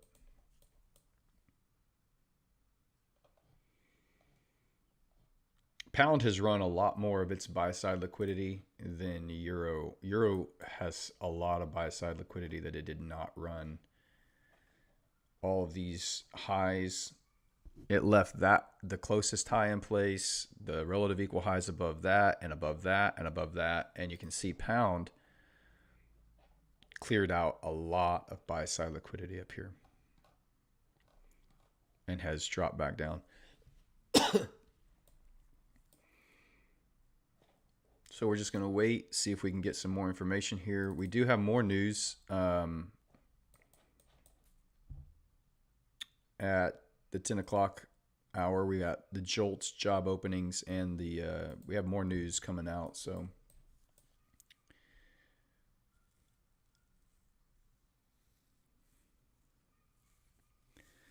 time to move to Ireland. Dude, don't tempt me. Don't tempt me. If I didn't have all my family here, my 4 kids, 2 of them are married, I want some grandbabies. Moving overseas is very tempting. It's beautiful over there. I mean, I've never been over there. I've only seen, video pictures. It looks amazing.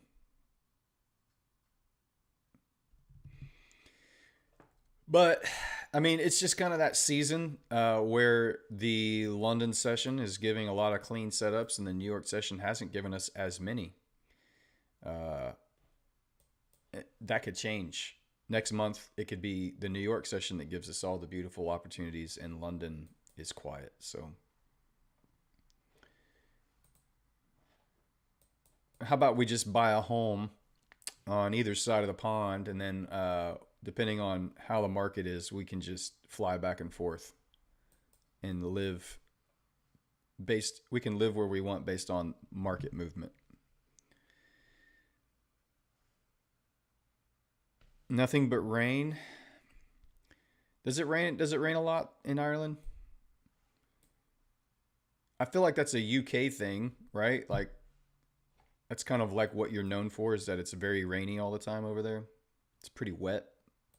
It's kind of like our Pacific Northwest, like up in Portland and Seattle. It rains all the time up in the Pacific Northwest. I think it's pretty similar, at least from my understanding of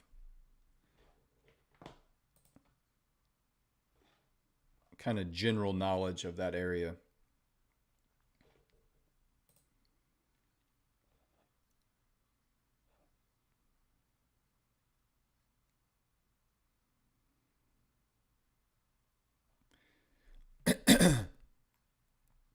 All right, we're taking out the buy side liquidity here above this most recent high. Does the dollar want to pull away now? Oh, we're just all in this chop. Quite a bit. We've had a decent weather the last 2 months, but it rains pretty much every day from September to March. Well, I mean, it rains here, so we're in Houston. And our winters are very wet. We don't get snow down here. We like every, I don't know, 5 to 7 years, we might get some flurries on some crazy random, weather pattern. But in general, our wettest time of the year is like probably December through February. It rains a lot. It's just cold and rainy and wet.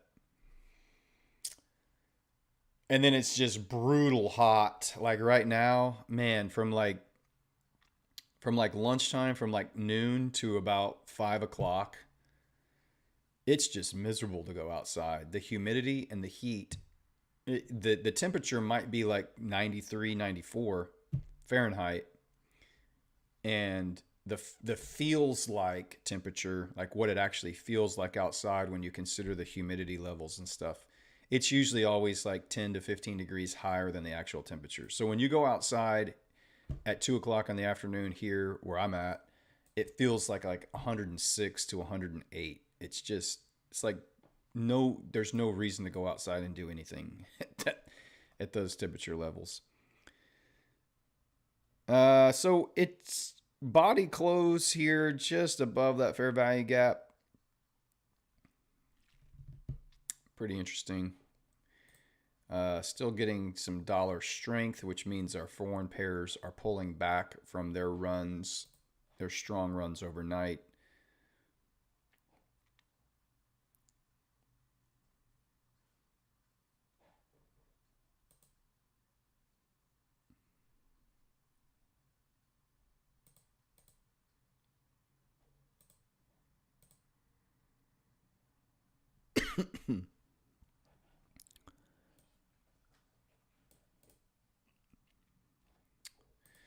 So now we just wait.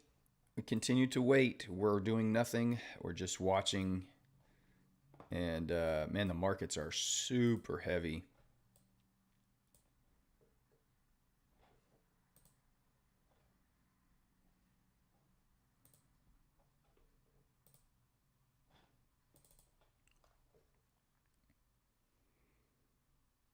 We're inside this daily fair value gap here on the S&P. Also inside a daily fair value gap with this US 30. This was Thursday and Friday last week. These big moves up. We failed to make a new high this week off of that.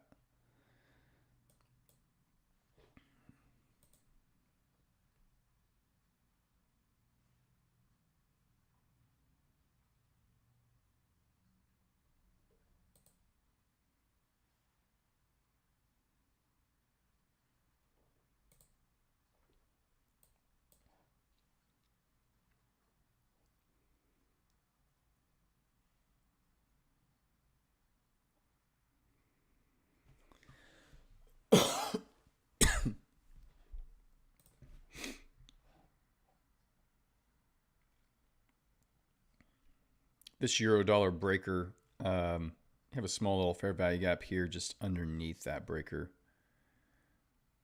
But currently, the euro is respecting this breaker right here.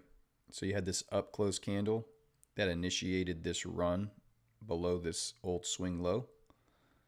So it took out sell side liquidity here. And then we got our displacement away. It just kind of stalled out here. This is kind of in between the London and New York Open. I think ICT uses the term time dilation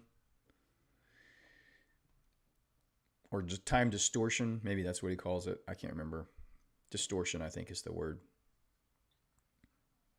But you grab that liquidity and then run up. So this is a little breaker right here, and it's reached back down into the fair value gap just below that.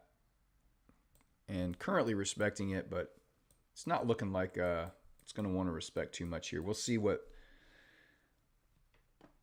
happens here. But so far, you've run buy side and you've had displacement away.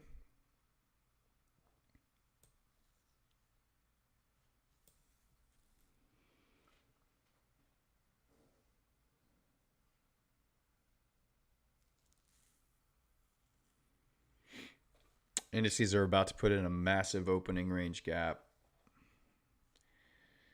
The real trading hours, yeah, probably. On those real trading hours, you're going to have a massive gap down, yes. The question is, will it want to pull back?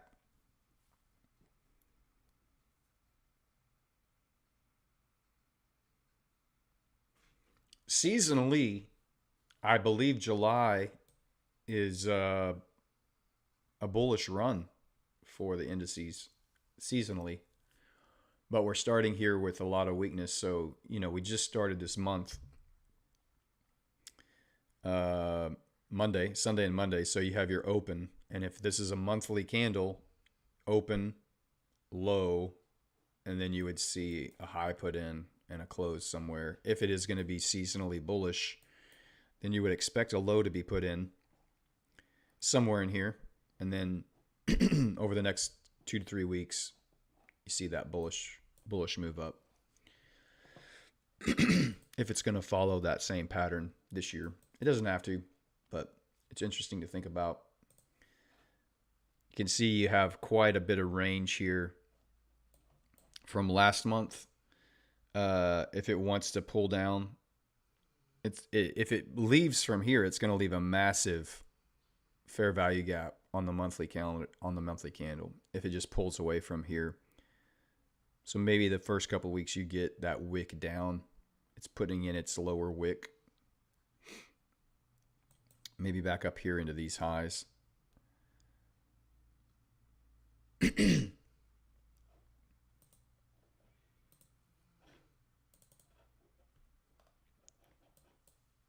US 30s in a much tighter pattern than the S&P.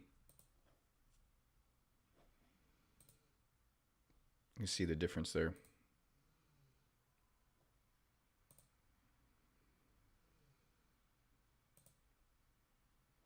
Interesting. Well, gold doing gold things.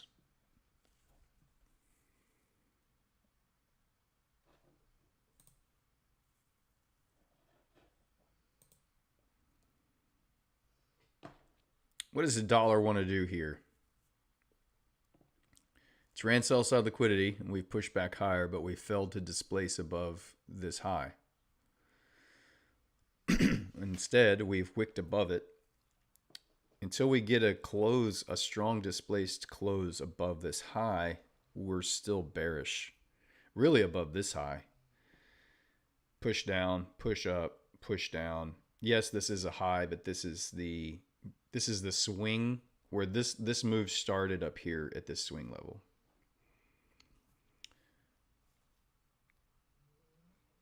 So it's not giving us much more information here currently for us to get a good clean decision on anything.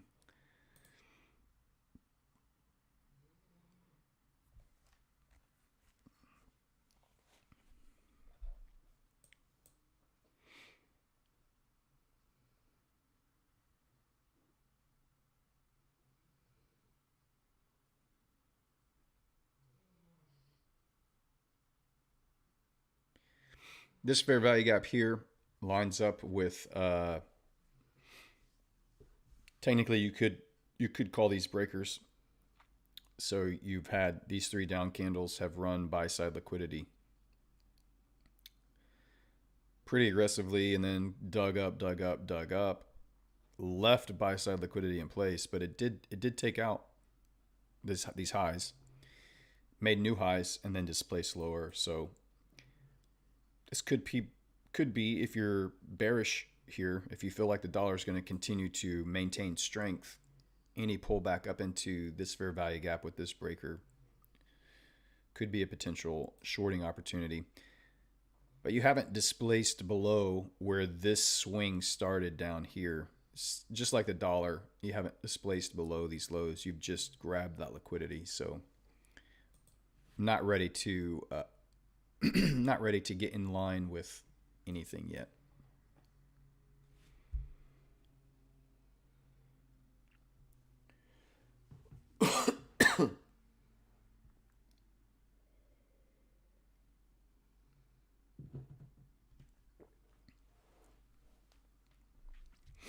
I need to go get some more water.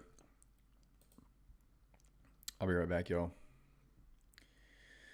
Don't go anywhere. Stay tuned. Talk amongst yourselves.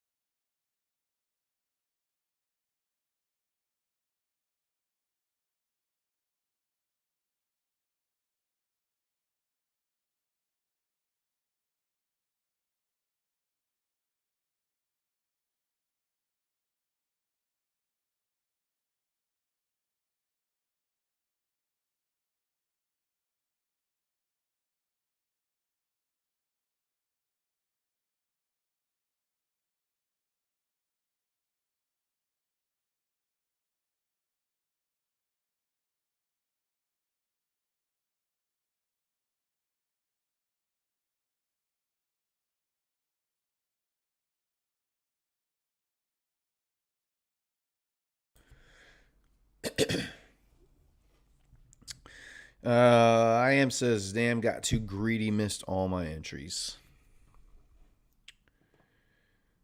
Well,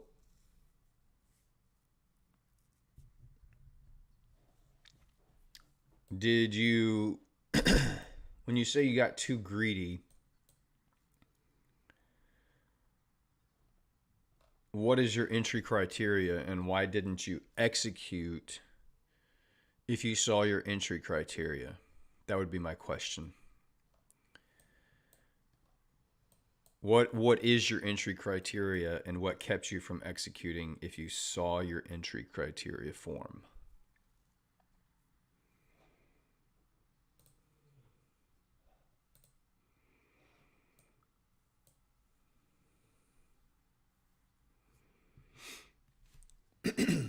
Our job as traders is to know exactly what we need to see before we take a trade. And then it's our job to execute when we see that every time we see it.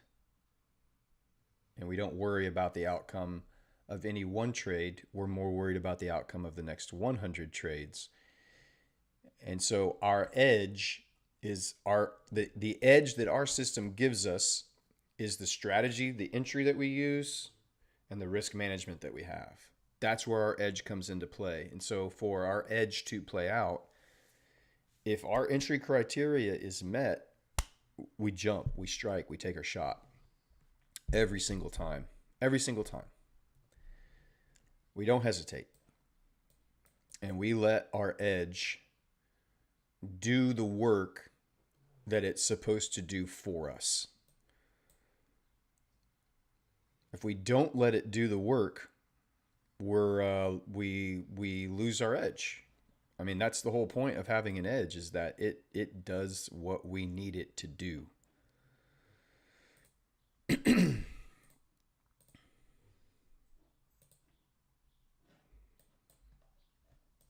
So we have failed to displace below this low here. We did displace these lows. We did grab liquidity. The question is any pullback we get, is this going to push us further down?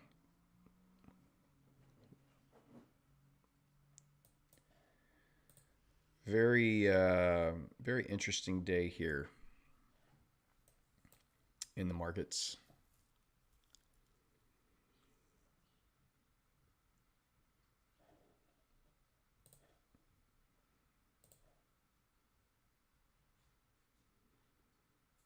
Didn't quite reach into the OTE area here on the pound dollar.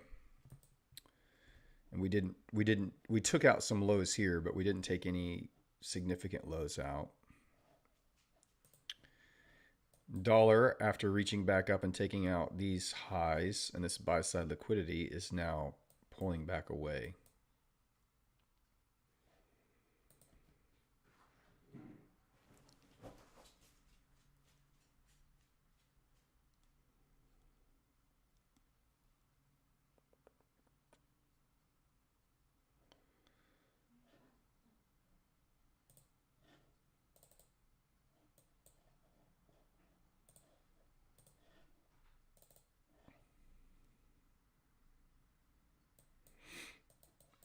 What do we get? Looks like we're getting some displacement away here on the dollar now. We're taking out this buy side. We're getting displacement here lower on our 10-minute time frame.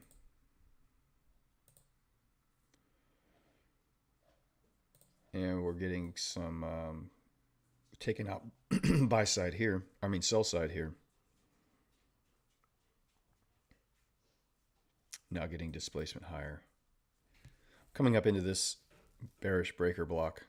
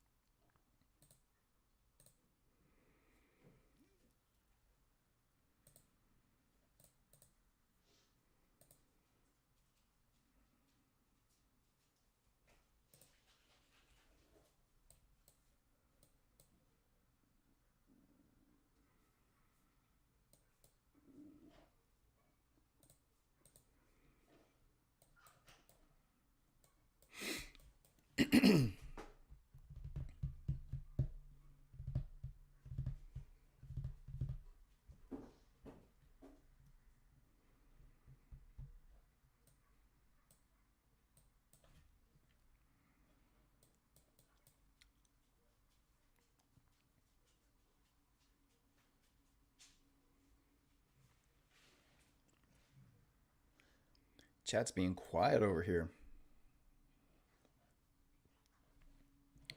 What are you guys waiting for? What are you guys watching for?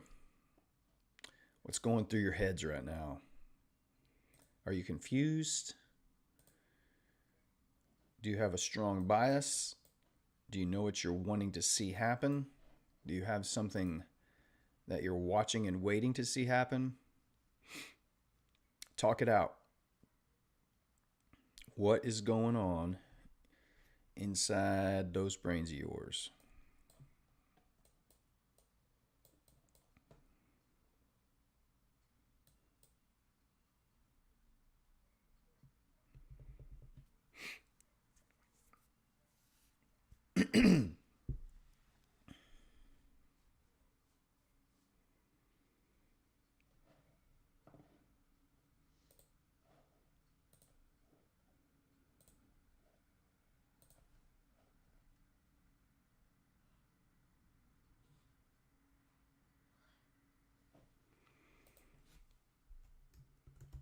I just got a great message on my Twitter DM here from a guy who has been following me. We've been talking.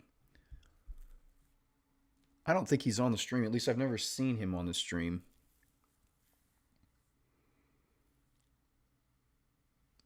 It says, now I know what you mean when you said you always stick to your risk reward ratio. It doesn't matter if you're in drawdown or not. I just got out of drawdown by sticking to my risk management plan and 2RR and the same risk amount.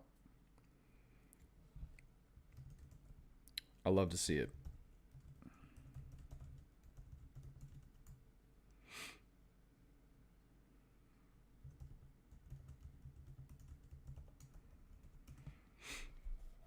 Good job, man. That's what I love to see. It's what I love to see. Having an interesting reaction here. Well, not interesting. I mean, it's just, this is the way breakers work. You have a fair value gap nested inside of a breaker block right here. Pulled back up into it and has fallen away.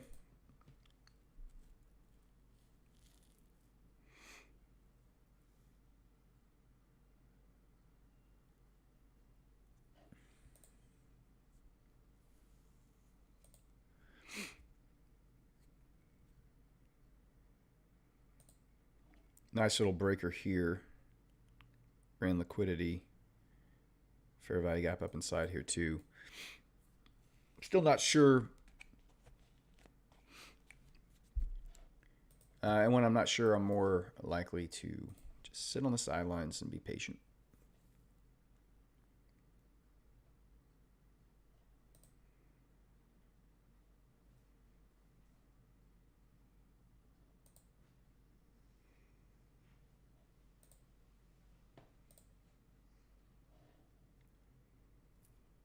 We have the New York Stock Exchange open in about 25 minutes, 24 minutes, and then we've got more news coming out.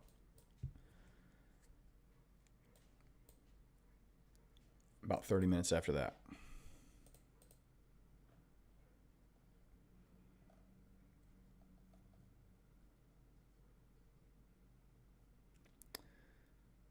Is Manusos in here? I'm not sure if he's in here today. Our friend from Crete.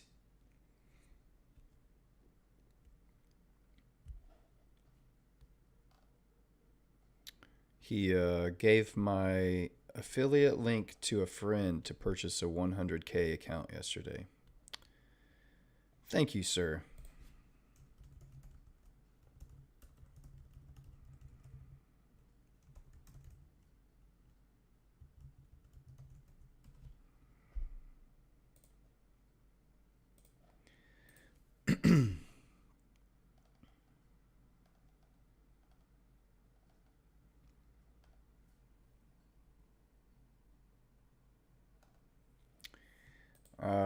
So we're pulling away pretty aggressively off of that fair value gap right up in there. Breaker. So this little 15-minute candle, this down close candle ran this high, and then we displaced back through it.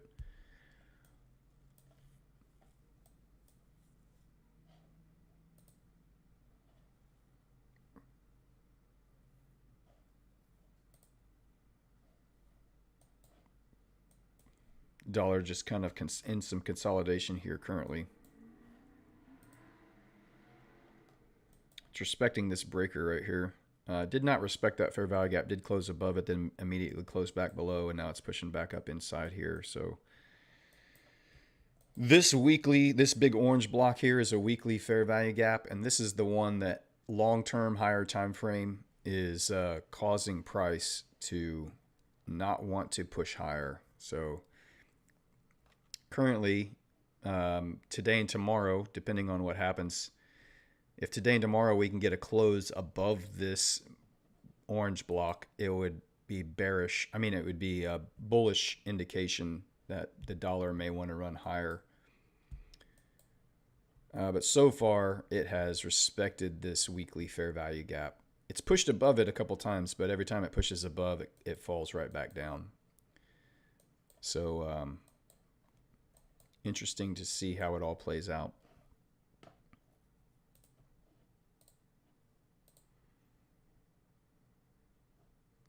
Up to 492 followers on Twitter. All right. I didn't really think that,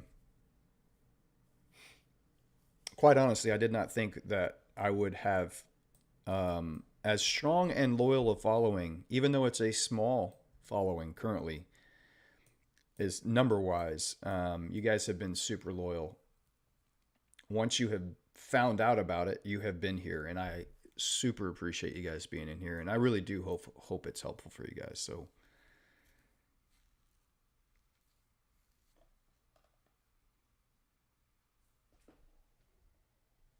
if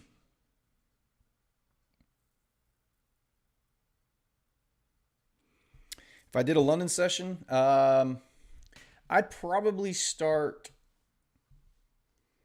around, let's see,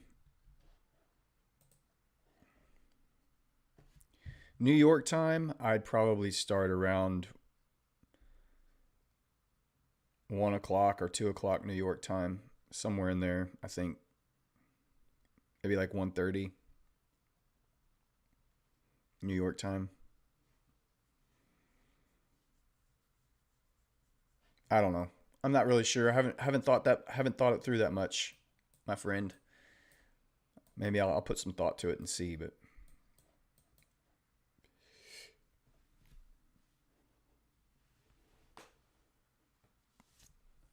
let's see. Because I got in, came down. Yeah, probably like 2 o'clock New York time. It's probably when I would want to be getting in, 1:30 to 2. Maybe get in around 1:30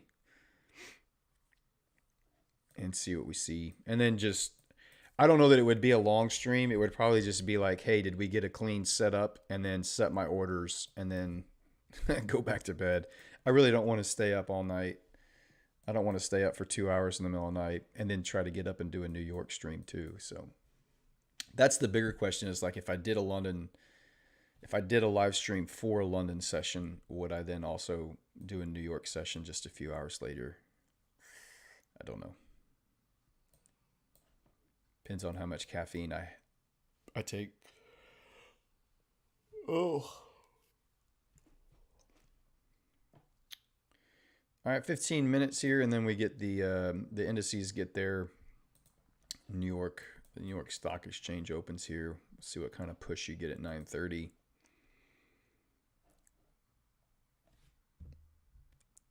And then we'll wait and see what our news. Thanks, Corey. I appreciate your support, man. I imagine we'd probably get quite a few, or at least the same amount of viewers we're getting right now. because like I said, most of our followers are our subscribers are in the UK. The guys that are in here consistently watching and hanging out are UK guys, so or Africa or Asia. So all of that London session is kind of prime time for a lot of our guys here. We did not get displacement up above. I was wondering if we would get that displacement above this candle, and we did not. So maybe either at the 9:30 open or news, you get another push one way or the other, and then we'll see where the day wants to go from there. That OTE is holding strong.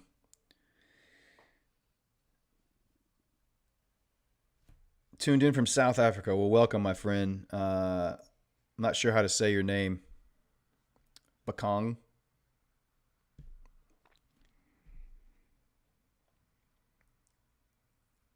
It's either Bakang or Bakong.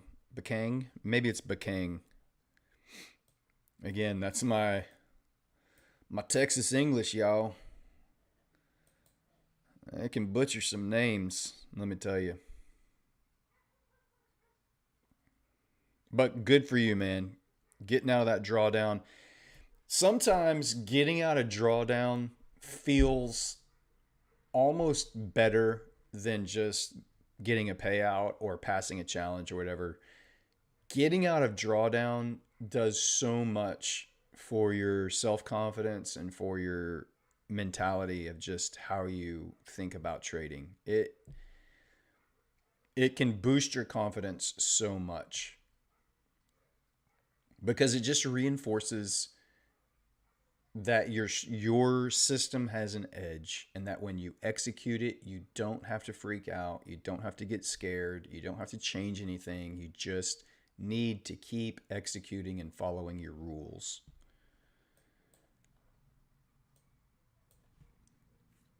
So good job.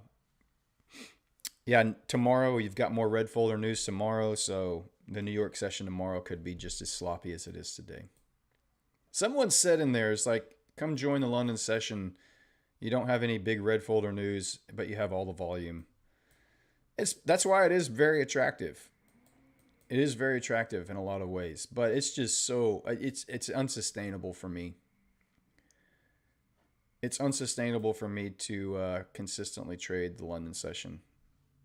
It just doesn't fit my life, and I don't want to be enslaved to time. I do this business for the time freedom that it gives. So I don't want to have to be, even if London session does give beautiful setups like it did today. Maybe once a week. Yeah, cool. But there's no guarantee you're going to get a setup on that one day a week that you choose or that you pick. It's kind of one of those things, like you got to commit to it, be there every day, take every setup you see. But good for you getting out of drawdown, man. Way to go.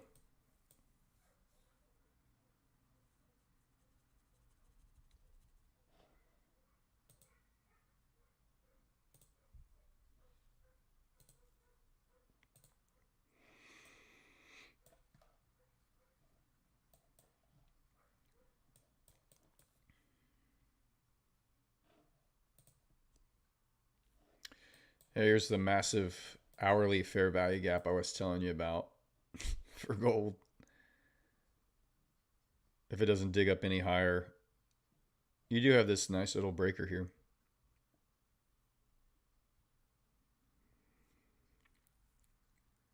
If you were going to trade this on a higher time frame, though, I would be more interested in this order block, not the breaker. I would try to probably target an entry somewhere still inside that, but your stop has to be up here.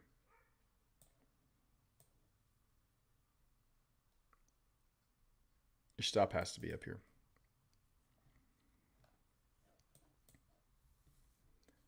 And there's no, I don't know how to, it's with gold, it's just hard to even, recently, it's even been hard to tell you where to put a stop because it feels like no stop is safe on gold ever. the higher the time frame, the more safe it feels. So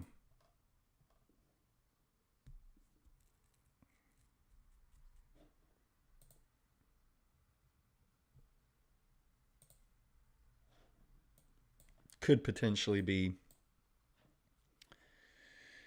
something for gold there. Again, I'm very tempted to take gold off of our watch list here and just focus on the forex pairs.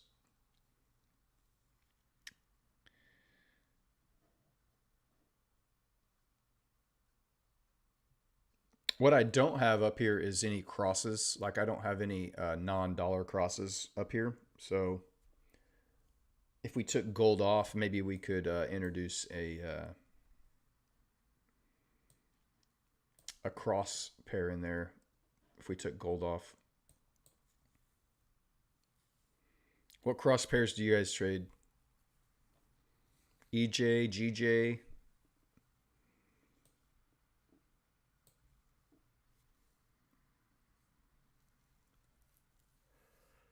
GJ is kind of like gold stepsister for forex.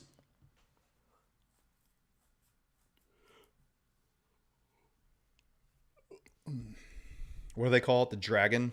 GJ? Jack, EG. Man, you're on that EG train. Every time I look at EG, I just feel like it is in consolidation. But I have heard you talk about it quite a bit, just with the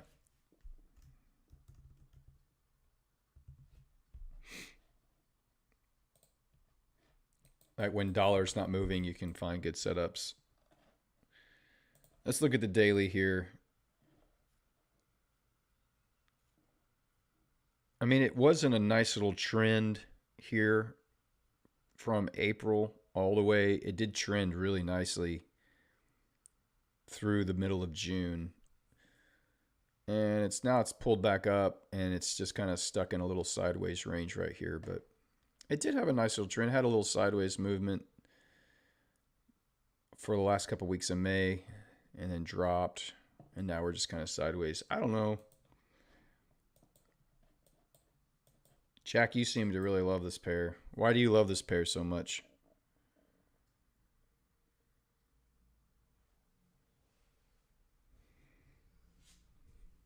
Corey says, I'm not going to lie. If I didn't show up in your stream when I did, I probably would have blown a couple of accounts by now trading gold. Well, thank God you showed up. And I'm glad that you haven't blown a couple of accounts. Instead, you're up 5%, about to pass phase 1 of a new challenge, brother. You see all these social media people trading gold, and you think you have the skills to do what they do, and you do not. I don't. I don't even have them. There's so much cleaner and smoother setups on these other pairs here.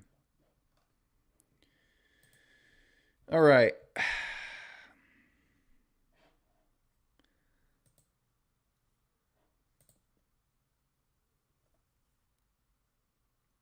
I feel like dollar's going to reach for a new low here. Bearish, which would make us bullish here on pound and euro.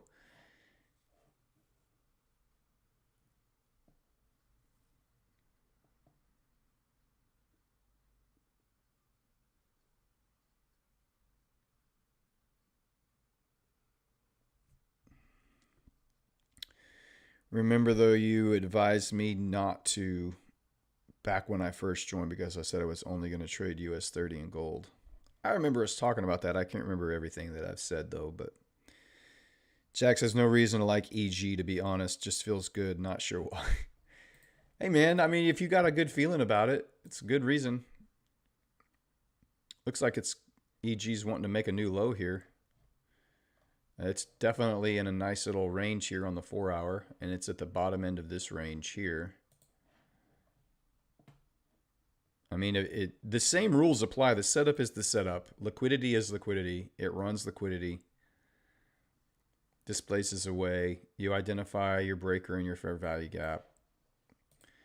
Let's see. Is there anything on EG that would make me want to get excited and feel good? So here on EG, you're coming into the London session here, and you get this run on liquidity, displacement away. So if you were bullish here, you would have gotten stopped out if you viewed this as the run on liquidity. But if you waited, this is so whippy around. There's nothing in here today that would make me feel good about that.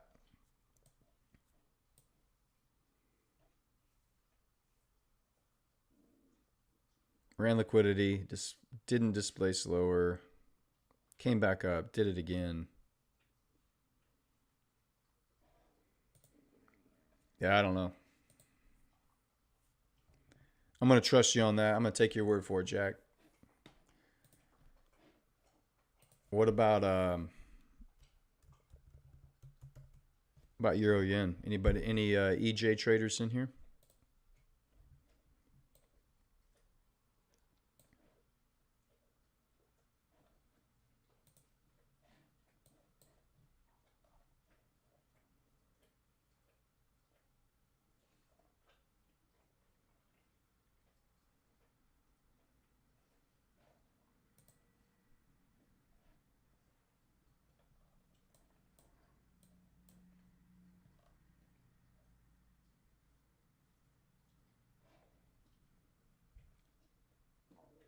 Doesn't look like it.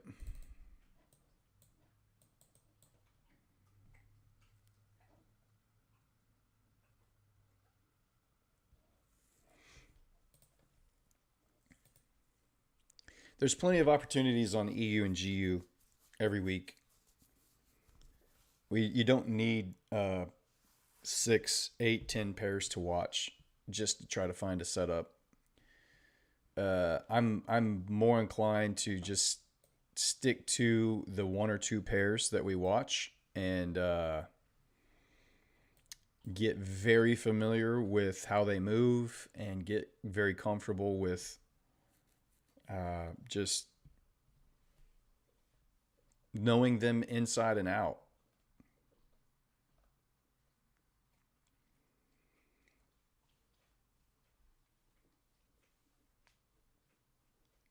You hear other mentors say 1 pair, 1 setup, 1 time frame.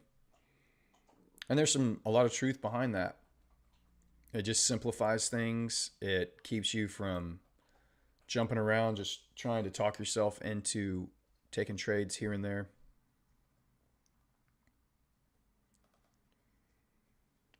All right, we got about 4 more minutes here till the New York Stock Exchange opens. We'll see what kind of reactions we get off of the indices at the 9:30 open. What's that?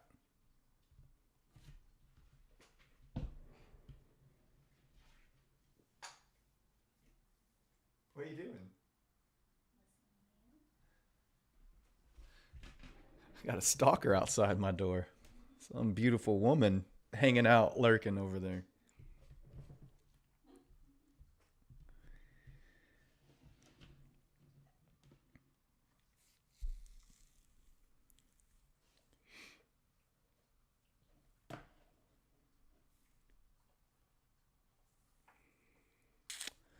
We got 24 viewers on the stream right now. Thank you guys so much for being here and watching. I do appreciate it. If you could hit that like button. That's about the only thing I ever ask. If you find any value here and enjoy what we're doing, it does help push. The more you engage, not only in the chat, but also with clicking that like button or sharing it, it does push engagement, which does put this in other people's timelines to view that could find this helpful.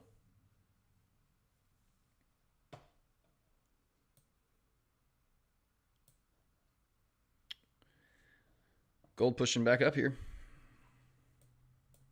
So I was talking about, you could get the 9:30 open. This candle could look at the exact opposite of this massive candle with gold, because that's just This may be the last day we see gold on our charts here, boys and girls.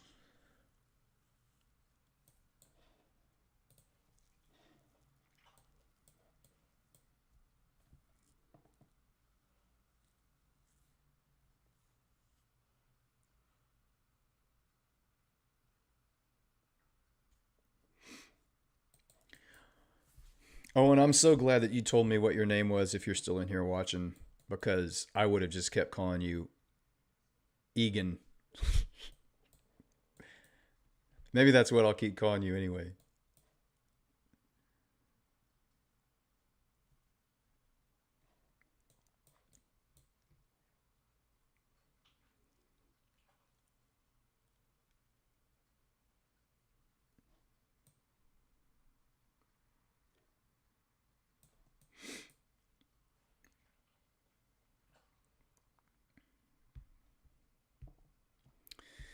John says, I need to run. I'm doing a guest lecture thing for University of Missouri. Cool, man. Enjoy that. We'll catch you later, John. Let me know what you decide about your prop firm, your future stuff. I'd love to know which way you go. But good luck on your lecture. I'm sure you'll do great.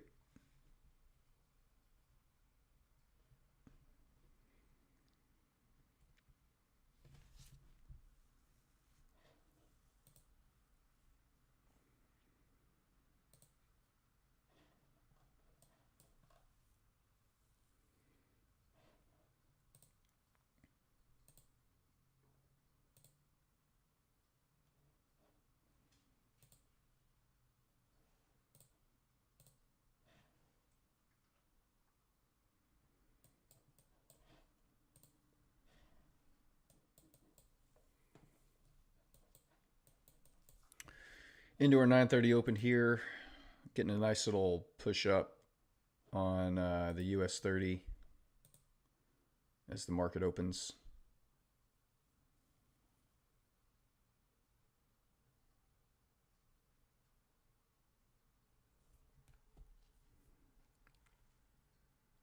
Corey's been looking at Aussie yen. Really, that's an interesting combo.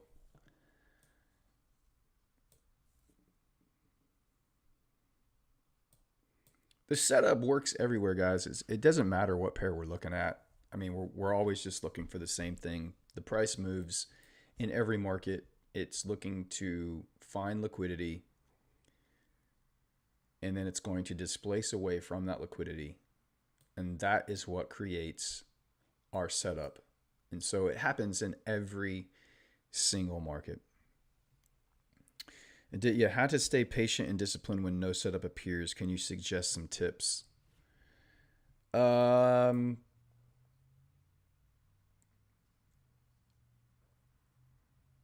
so I mean, how to stay patient? It's just something. It's just a decision that I know that I'm not going to take a trade unless, like, I just have reached a point where I don't care if I don't trade today. Like, it just does not bother me. I'm not missing anything. The market's going to be here tomorrow and the next day and the next day and the next day. And there is no rush. I'm not missing profits. I'm not missing anything by not being in a trade on any given day.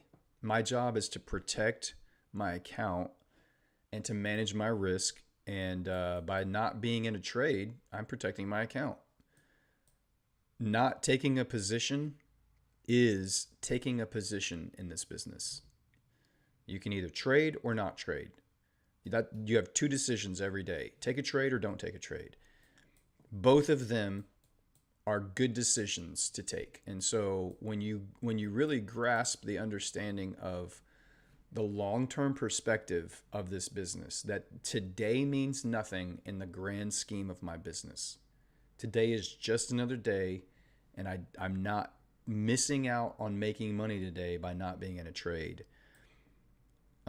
You've got to convince yourself of that. You've got to believe that. And until you do, you're going to constantly fight this urge to just take a trade. That's that pain that I was talking about when your subconscious is trying to protect you from the pain that you feel from not being in a trade. Because when you're not in a trade, Your brain is telling you you're missing profits. You're not making money. What are you doing? This hurts. Don't you hate being uncomfortable like this? This is a painful feeling of not making money. You should be making money. Take a trade. And so it tries to convince you to eliminate that pain by getting in and taking a trade. But like we've said before, it can't think 2 steps ahead. It's not, your subconscious doesn't think in a linear fashion. And so as soon as you give in to that temptation to take a trade, you may have eliminated the pain of not taking a trade and missing out on profits. You may have eliminated that specific pain, but now you've just introduced 2 new fears. Now you have the fear of losing that trade immediately, or if it goes into profit, losing the profits that you've now made and you cut that trade short. And so you're constantly fighting your emotions in this business. It is you're in constant conflict with your self-defense mechanisms. And really, you've just got to be mature enough to recognize them, recognize what you're feeling, and then just ignore it. Because it's you've done this enough to know that they're wrong. You're not in danger. There's nothing to fear. Your brain is lying to you. And it doesn't understand the situation like you do, sitting here looking at the charts and understanding what you're trying to do and accomplish. So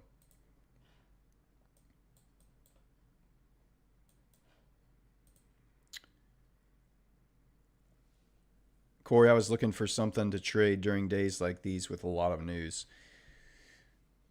Yeah, makes sense. I mean, when there's a lot of red folder news, the cross pairs, the yen pairs are good alternatives. Euro yen, pound yen, CAD yen. Oftentimes those crosses move better when you've got red folder news on the dollar.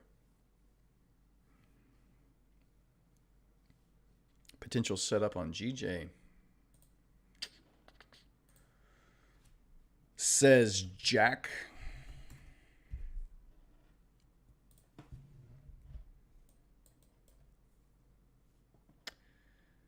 So we've run buy side liquidity. Did it take out that high? 84,003. 84. It did not take out that high, but it did take out buy side. And you're getting some displacement lower here.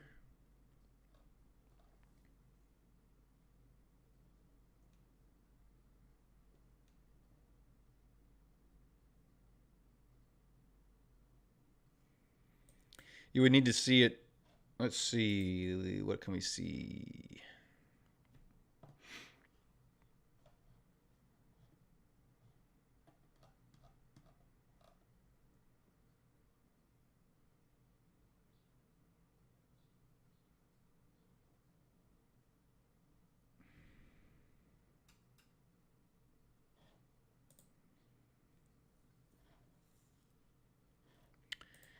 This is as low as I would go. It's down here on the 5-minute. This is probably what Jack's looking at right here.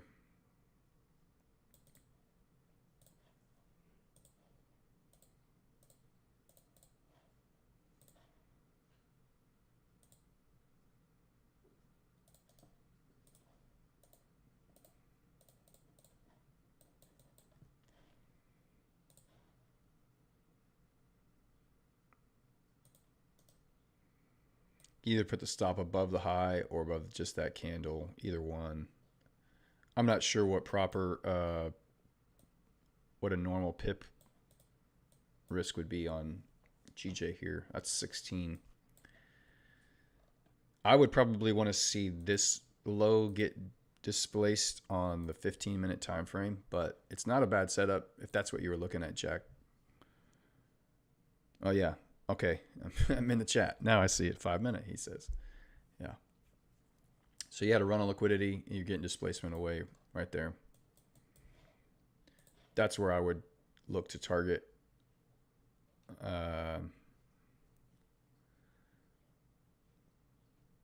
That's how I would. That's if I was gonna, if this fit my, I would do something like this. So it's like 16 and a half.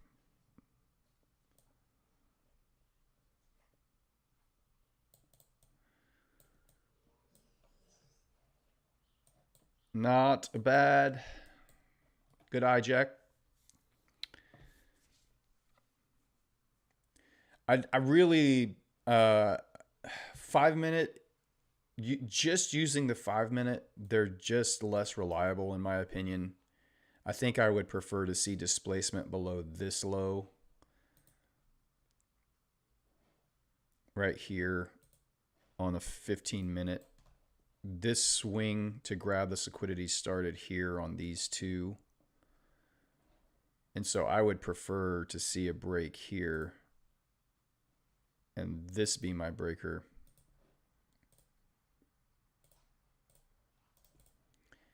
And then this be the fair value gap.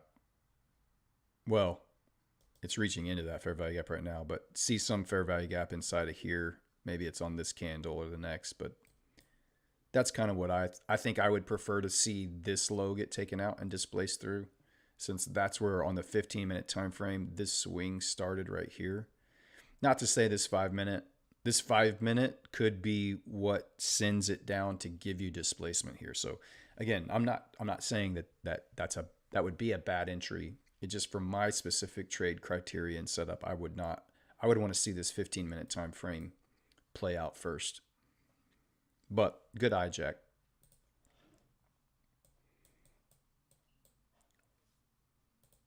That could very well be exactly what you need. All right. US 30 here pulled up and then has just fallen off. Dollar, not much from that 930 open. Pound in some consolidation. Euro has taken out that high. This breaker here on the euro is, in this fair value gap, is currently being respected. There's really no good fair value gap here on the 10-minute.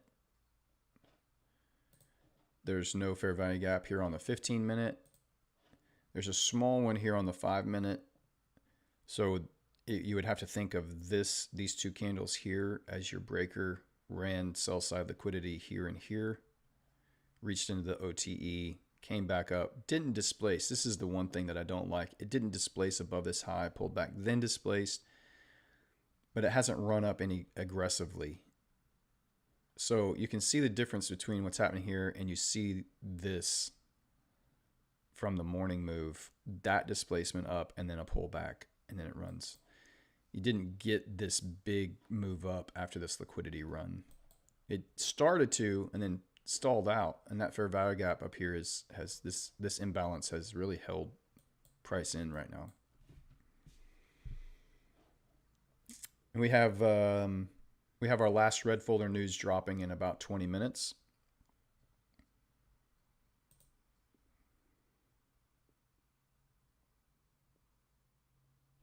This breaker here from the morning session has still not been tapped into.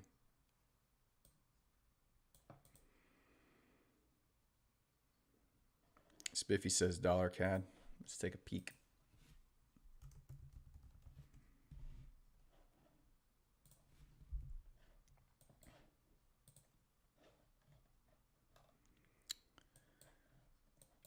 So dollar CAD, we would be more on the bullish side, I think, here. So you've run sell side liquidity here, and then you've had displacement away.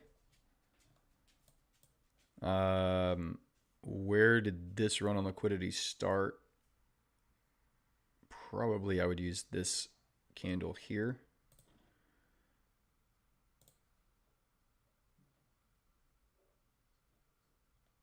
Right there. You've got multiple fair value gaps inside of here. So really just pick a fair value gap. I would just use 50% of the breaker and see where does that line up, kind of at the bottom of this fair value gap here. But it didn't get, I would probably have my stop down there. I don't know, that seems wide, but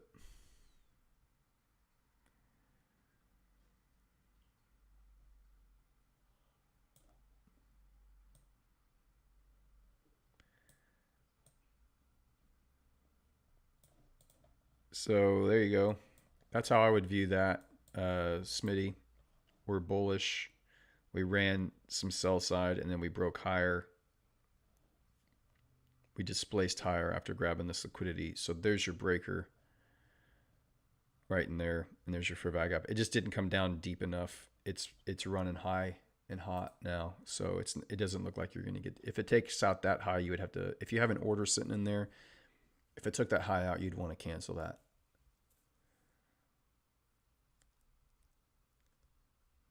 With the dollar showing quite a bit of strength now.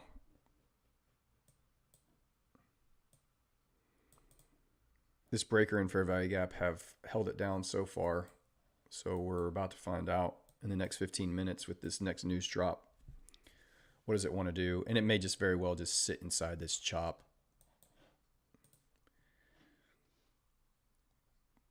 Pound dropping back down. Euro dropping back down, and then inside that 5-minute fair value gap now.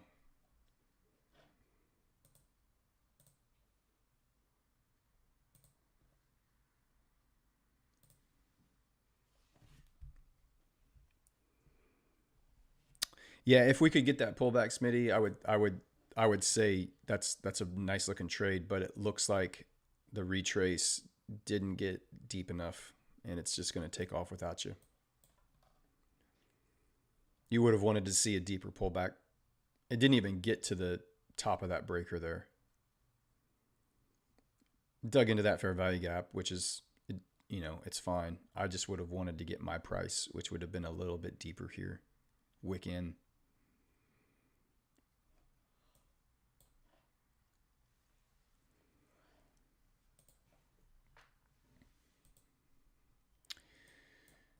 Man, the markets are just tanking right now. Looks like it took out, looks like the S&P took out, what's that low right here? 98.51, 98.13. So it did take out this sell side liquidity right here on the S&P.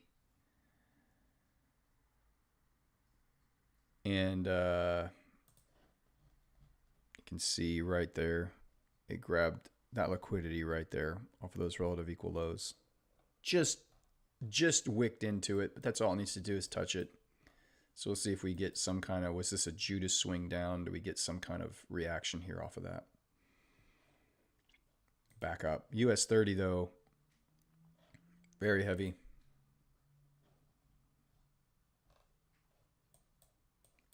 It did not like those massive job numbers that came out earlier this morning. The markets have reacted quite negatively to that.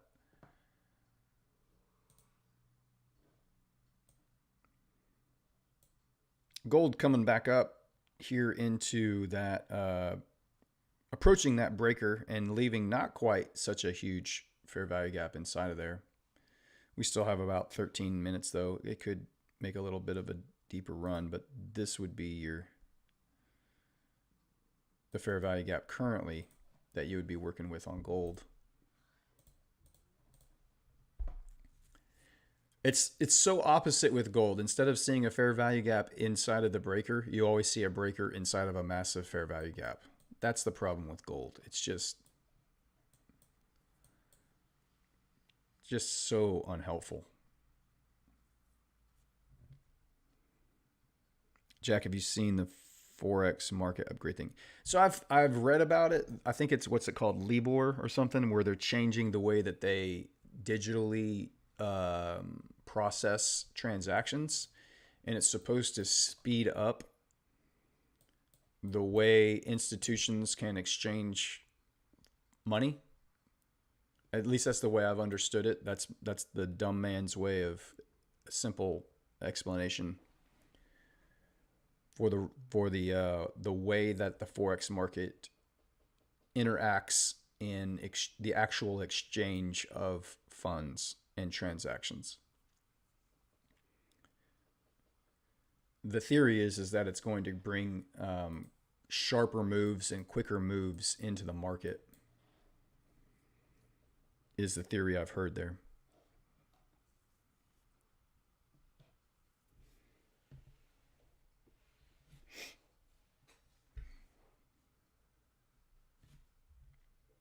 Oh, and caught a nice little short scalp on EU just now. Done for the week. Have a good weekend, guys. Thanks for the stream, Brad. See you Monday. All right, Owen. Thanks for being here, my friend, my Irish friend. Glad you caught that scalp. And enjoy the weekend, man. Enjoy those profits. We will be back here Monday.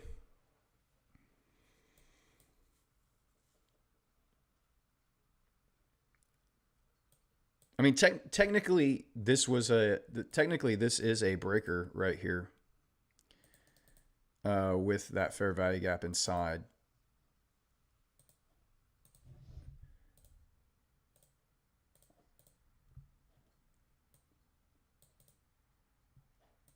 So there you have it.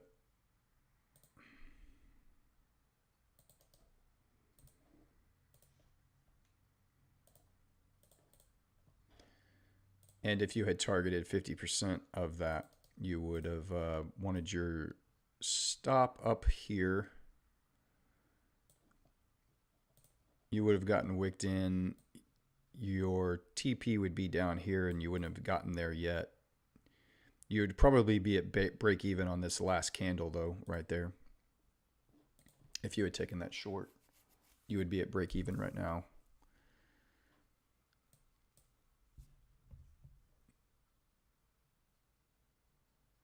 Oh, 8,867. Yeah, I mean, that's basically right where I just dropped my line.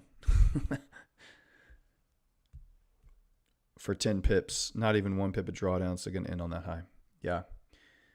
6-7 is right there. Yeah, you're getting wicked in and then it drops quick 10 pips. Depends on how much you were risking, you know. If you had your stop above there for 14, if you were risking 14 to get to 10, that's not a great long-term risk management strategy. But, you know, nice quick scalp. I probably would have had my stop just above that last candle high of the fair value gap, the body of that. And I would be at break even. I would still be aiming for 1 to 2. I'd be at break even if I had taken that, but I didn't. I want to see how this news plays out before I make any more decisions. See pound dropping here. Did reach right into that breaker and pulled back. It didn't get into that fair value gap yet. I'm not calling that trade again. We're not doing anything. Our next opportunity will be after news hits here in about 9 minutes.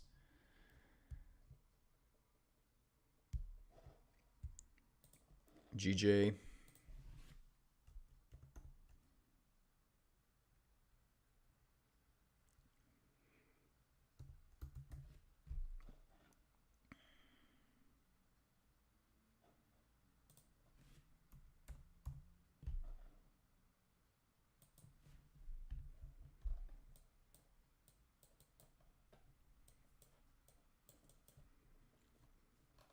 Perhaps.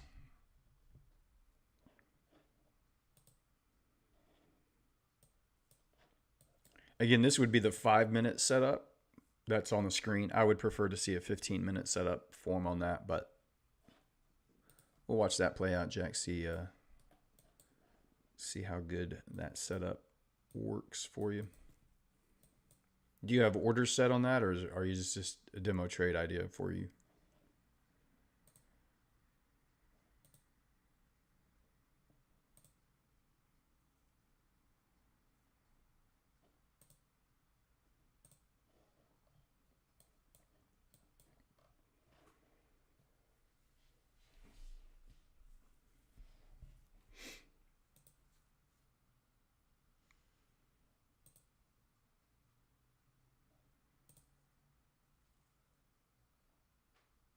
Pound is showing weakness and euro is showing strength.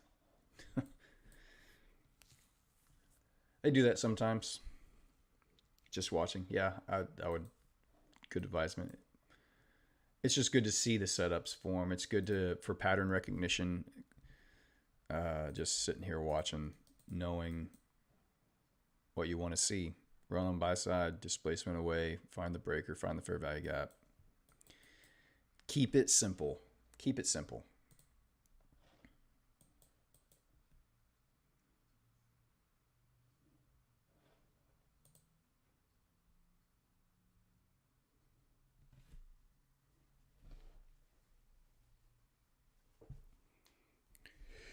A little bit of a long stream today.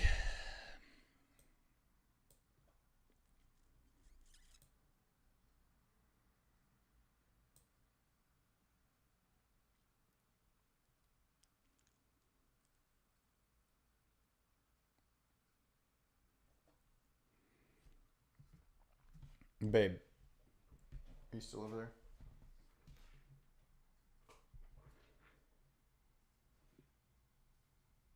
Oh.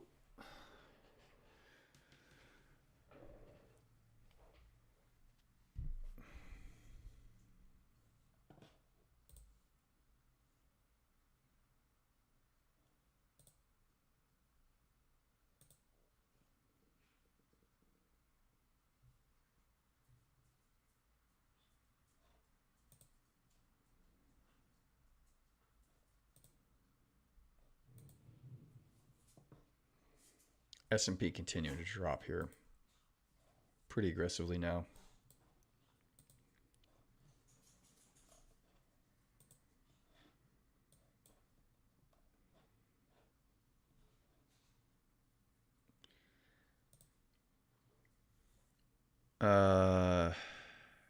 I think the news is going to be bullish.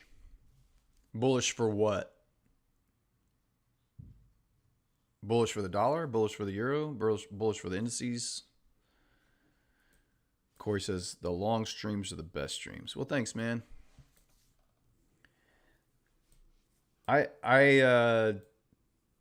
I'm not typically a 3-hour chart guy. Like, I don't like just sitting at the charts for 3 hours. Bullish for the dollar. So you're bearish on euro pound then, huh?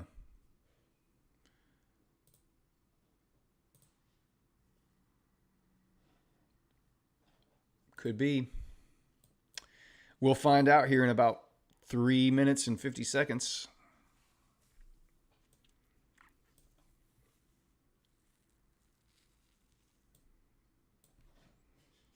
Pull up my news here.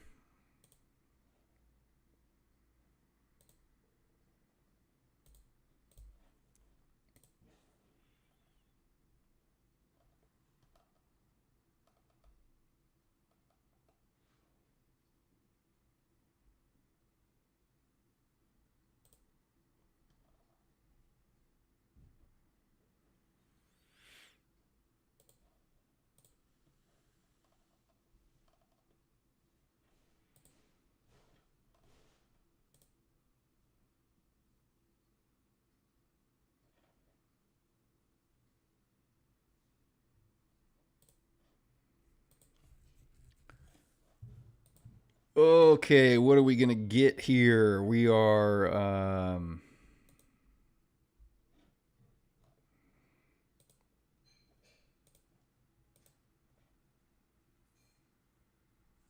ISM services and JOLTS job openings. We're going to see what kind of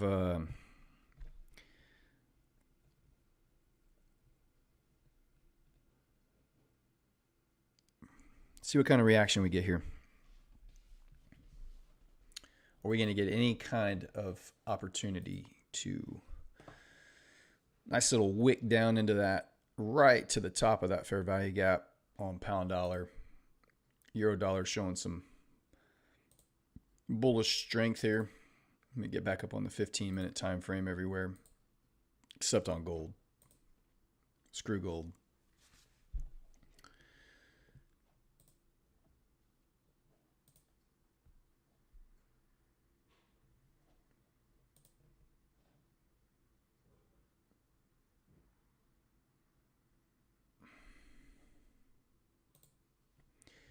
I got about a minute and a half.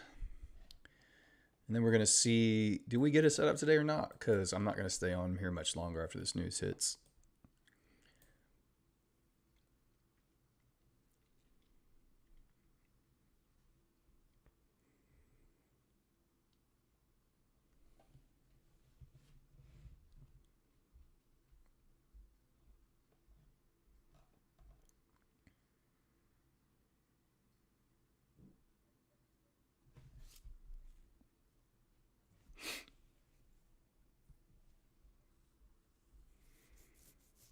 About one more minute. It seems like when you're ready for news to hit, it takes forever to the news to actually get here.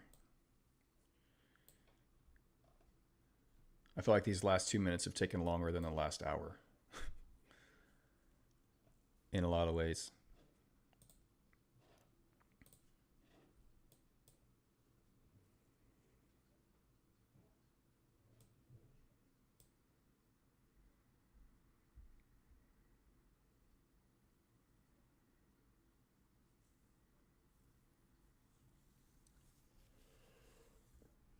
Oh.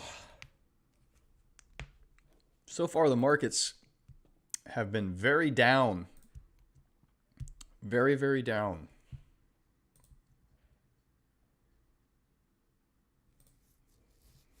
There we go. 5 seconds.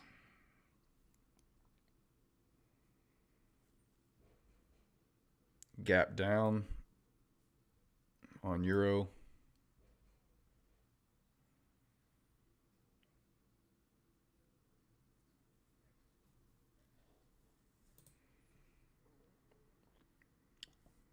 Bullish dollar so far. Still waiting on those numbers to come in here on my Forex Factory calendar. Big gap down on pound. Gaps down into that fair value gap and into that breaker. Jolt's job openings came in slightly lower than anticipated, and the services PMI came in slightly higher. So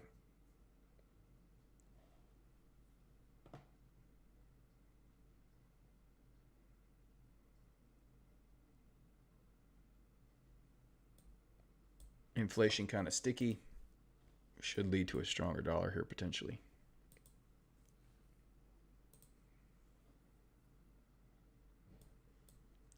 Euro not pushing down as aggressively as the dollar pushed up there. Markets not having, I mean, they're just continuing their free fall currently. GJ. Oh man. Didn't quite hit our specific entry right there. I mean, if you had, like, it went right to that 50% line.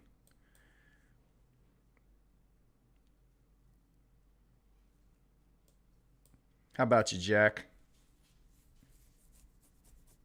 Good eye, brother.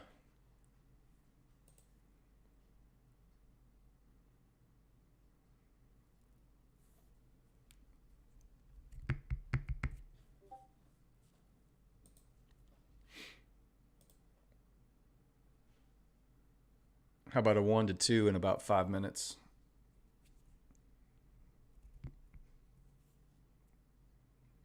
Sniper entry, no drawdown.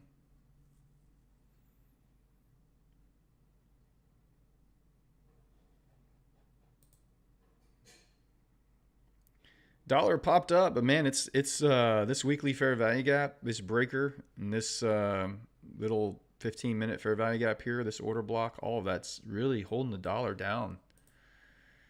The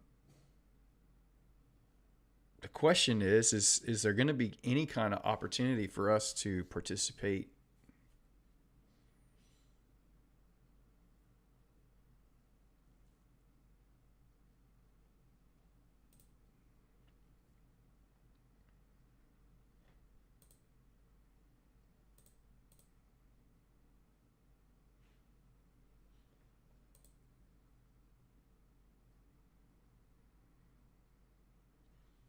And I'm not seeing a whole lot, really. I hate to say it, but this gold setup on the hourly time frame is really looking like our best setup opportunity.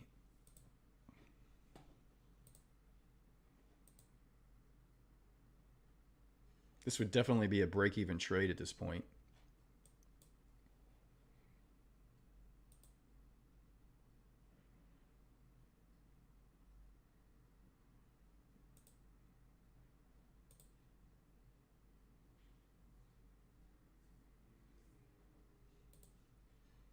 There we go. Dollar's pushing up a little hotter now.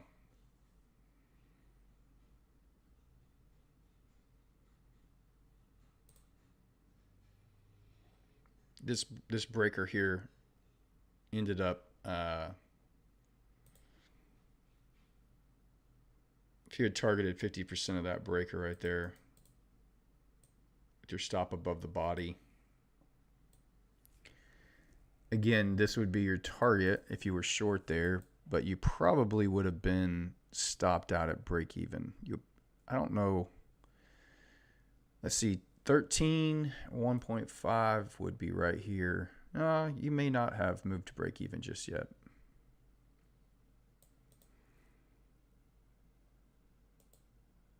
But this breaker right here,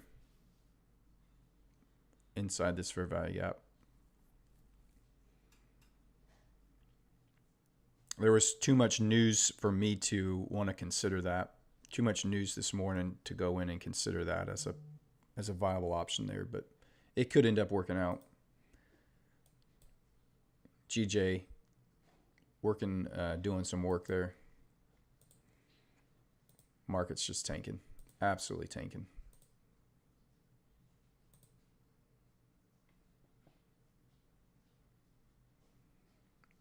Dollar trying to push up and close above that breaker there again. Pound a little weak, but holding its ground.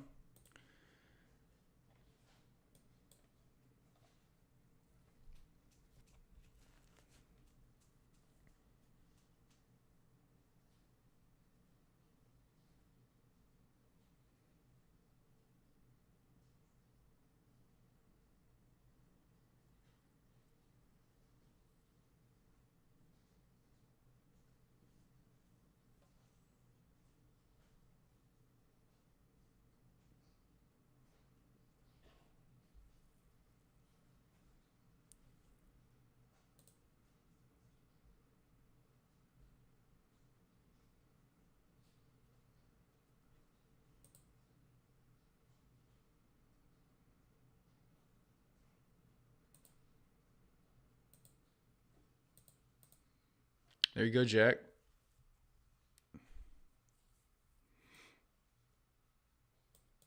How about you?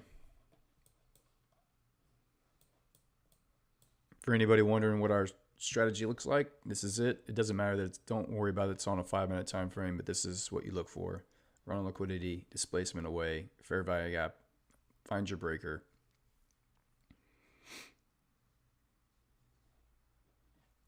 Entry, break even, take profit. 10 minutes.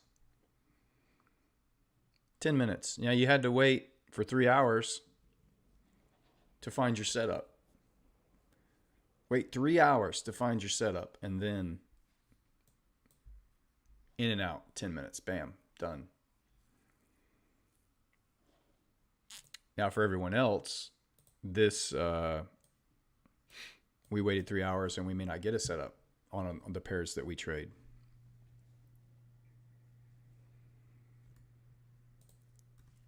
Yeah, on the GJ, I would be most interested here now that we're getting displacement down through this low here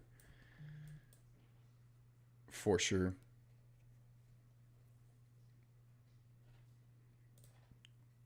These right here would be your higher time frame breaker here that you would want to be watching. On GJ.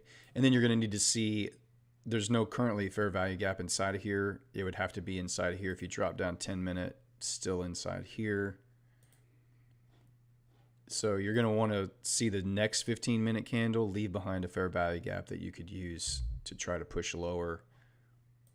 I mean, you've got obvious draws on liquidity down here. So just depends on how fast it wants to drop from this point. But dollar getting super strong here now. Market's tanking.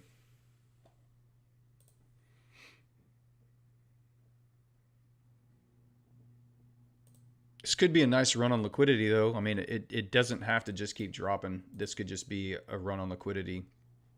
And once again, find resistance up here above this weekly fair value gap. So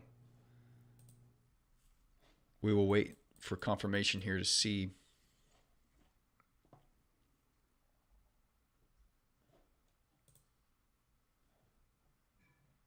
This could be an inverted breaker at this point. You could use these as your run on liquidity, and then you get displacement below it with a fair value gap in here to run lower into these liquidity areas down here.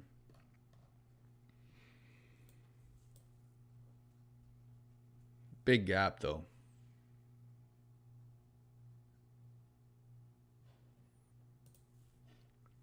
Euro also.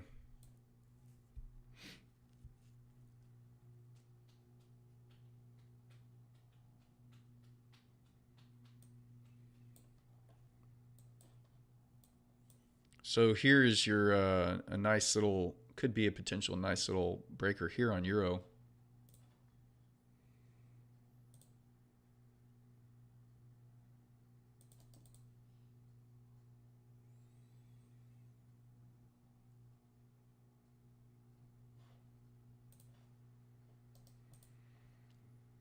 You have this volume imbalance in here.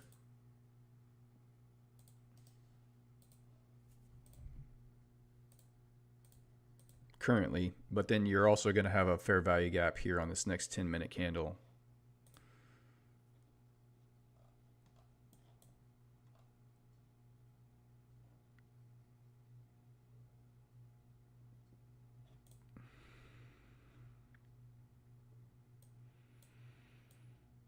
I think I would want to use this.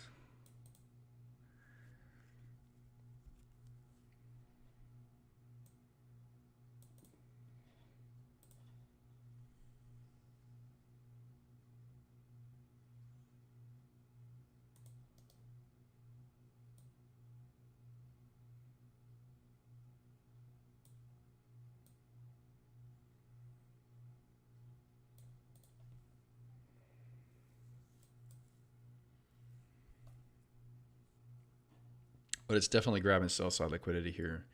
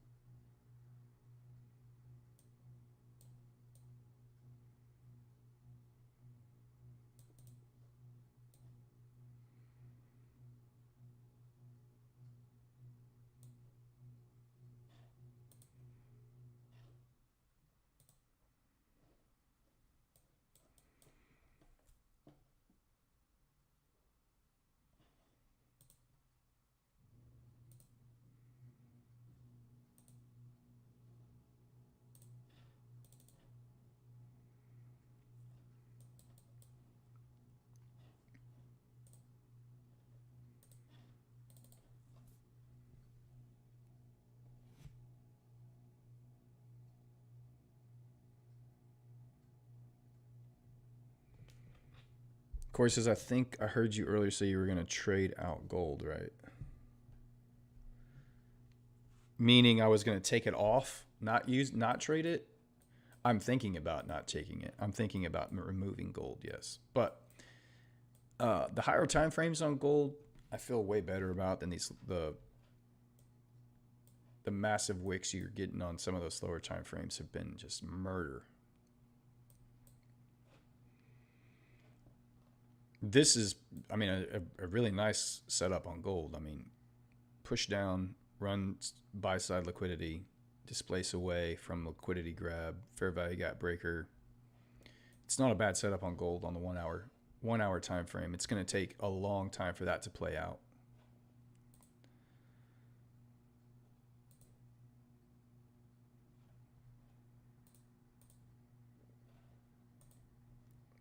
GJ here has displaced below this low, so this 15-minute breaker is great. The next 15-minute candle, you're going to want to see it leave behind this fair value gap right here.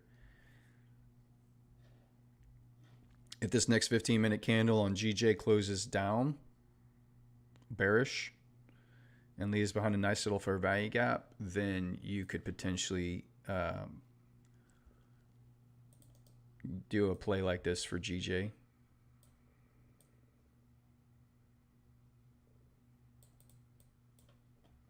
But this next candle would need to, you know, look like this with a wick up here a little bit, and you just get inside that fair value gap.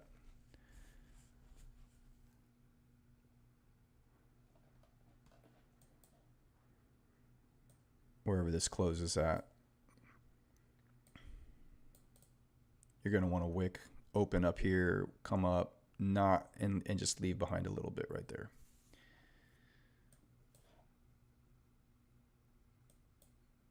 So there you go. There's your open.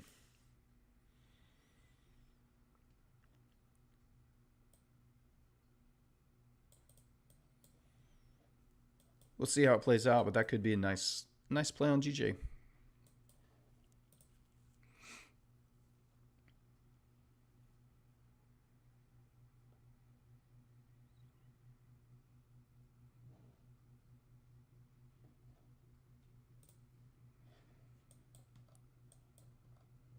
Getting displacement below these lows here. So we're going to need to see kind of the same thing on euro dollar. You're going to want to see a pullback, leave a wick, get a close, and then we might have an opportunity here on EU.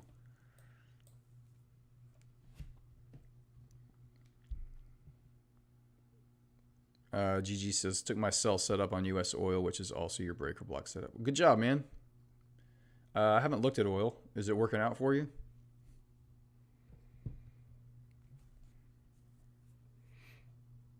I don't even know. What's the oil symbol? What do you even look at? Is it US oil? Is this it? WTI crude?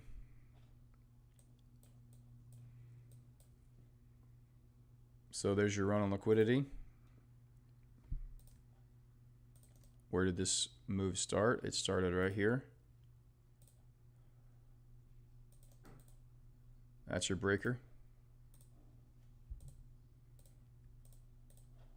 And there's your fair value gap inside right there.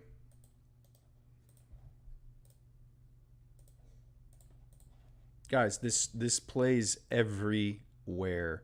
You can either target 50% of the breaker, which would be right there. That would give you a wick entry.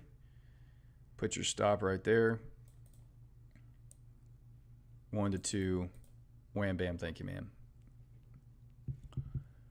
Is that the GG? Is that the setup that you took right there? That's what it looks like. Add it to your book, guys. This is what it looks like. It doesn't matter what the asset class is. This is how liquidity works. It runs liquidity, it displaces away, it leaves behind imbalances that you can use to target entries and get in flow with the market. But that's probably the oil setup. I'm guessing that's what I see anyway.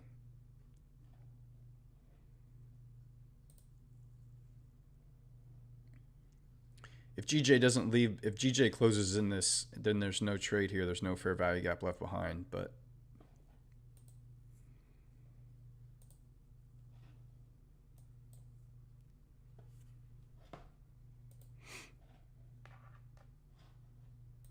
I do like this setup here on euro dollar.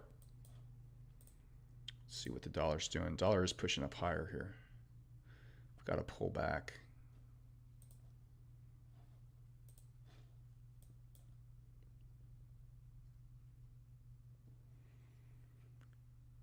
It's like, which one do I want to use? Because the 10-minute and 15-minute.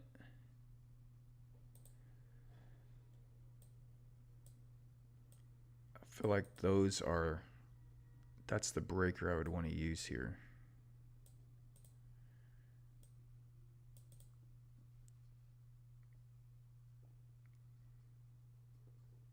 But that volume imbalance looks tasty.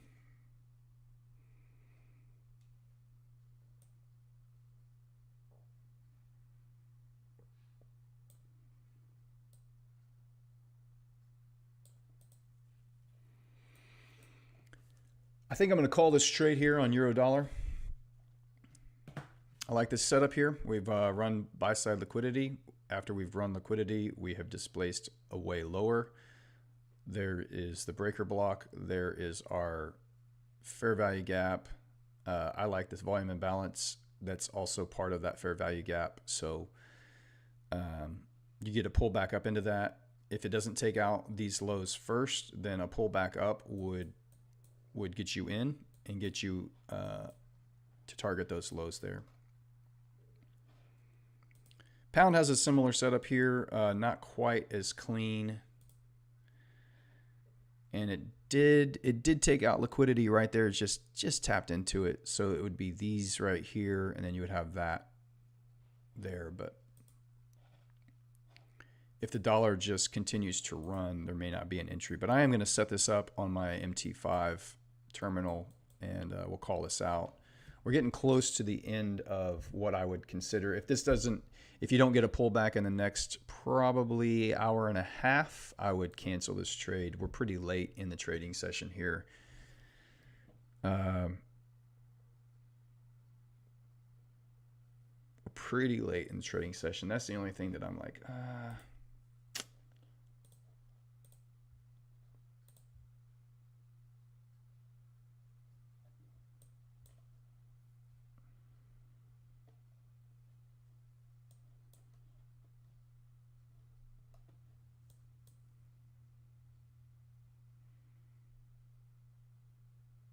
and that GJ trade is looking pretty tasty too.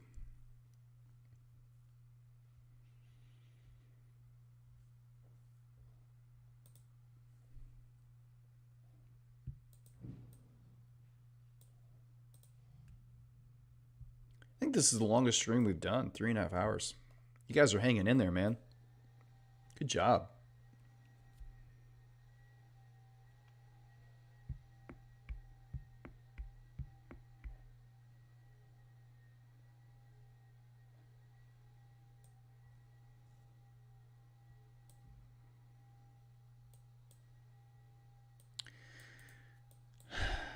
It's 10:30. Really, my cutoff time to get into a trade is 11 a.m. New York time, which is only 30 minutes away. So I'm not going to call this trade. I'm going to just not take a trade today. I'm going to be content with not getting a setup there. So much news. All of these red folder news events do not allow, the ones that were happening today are ones that I would avoid trading until after they hit, and we just didn't get clean setups. This would have been the cleanest setup right here off of that breaker. That was actually a really kind of nice setup, but it played out in between the 8:30 news and the 10 o'clock news. So that's unfortunate for us today, but I'm going to keep this on here. I just want to see, had we, I'll leave that on there and we'll see how it plays out today and tomorrow. We'll leave GJ on here because it looks like that might be a nice little potential setup on GJ. This little nice little entry right here. Looks like you're going to get a decent fair value gap. It's tiny, but it's a fair value gap right here. inside that breaker. So we'll watch and see how GJ plays out there as well.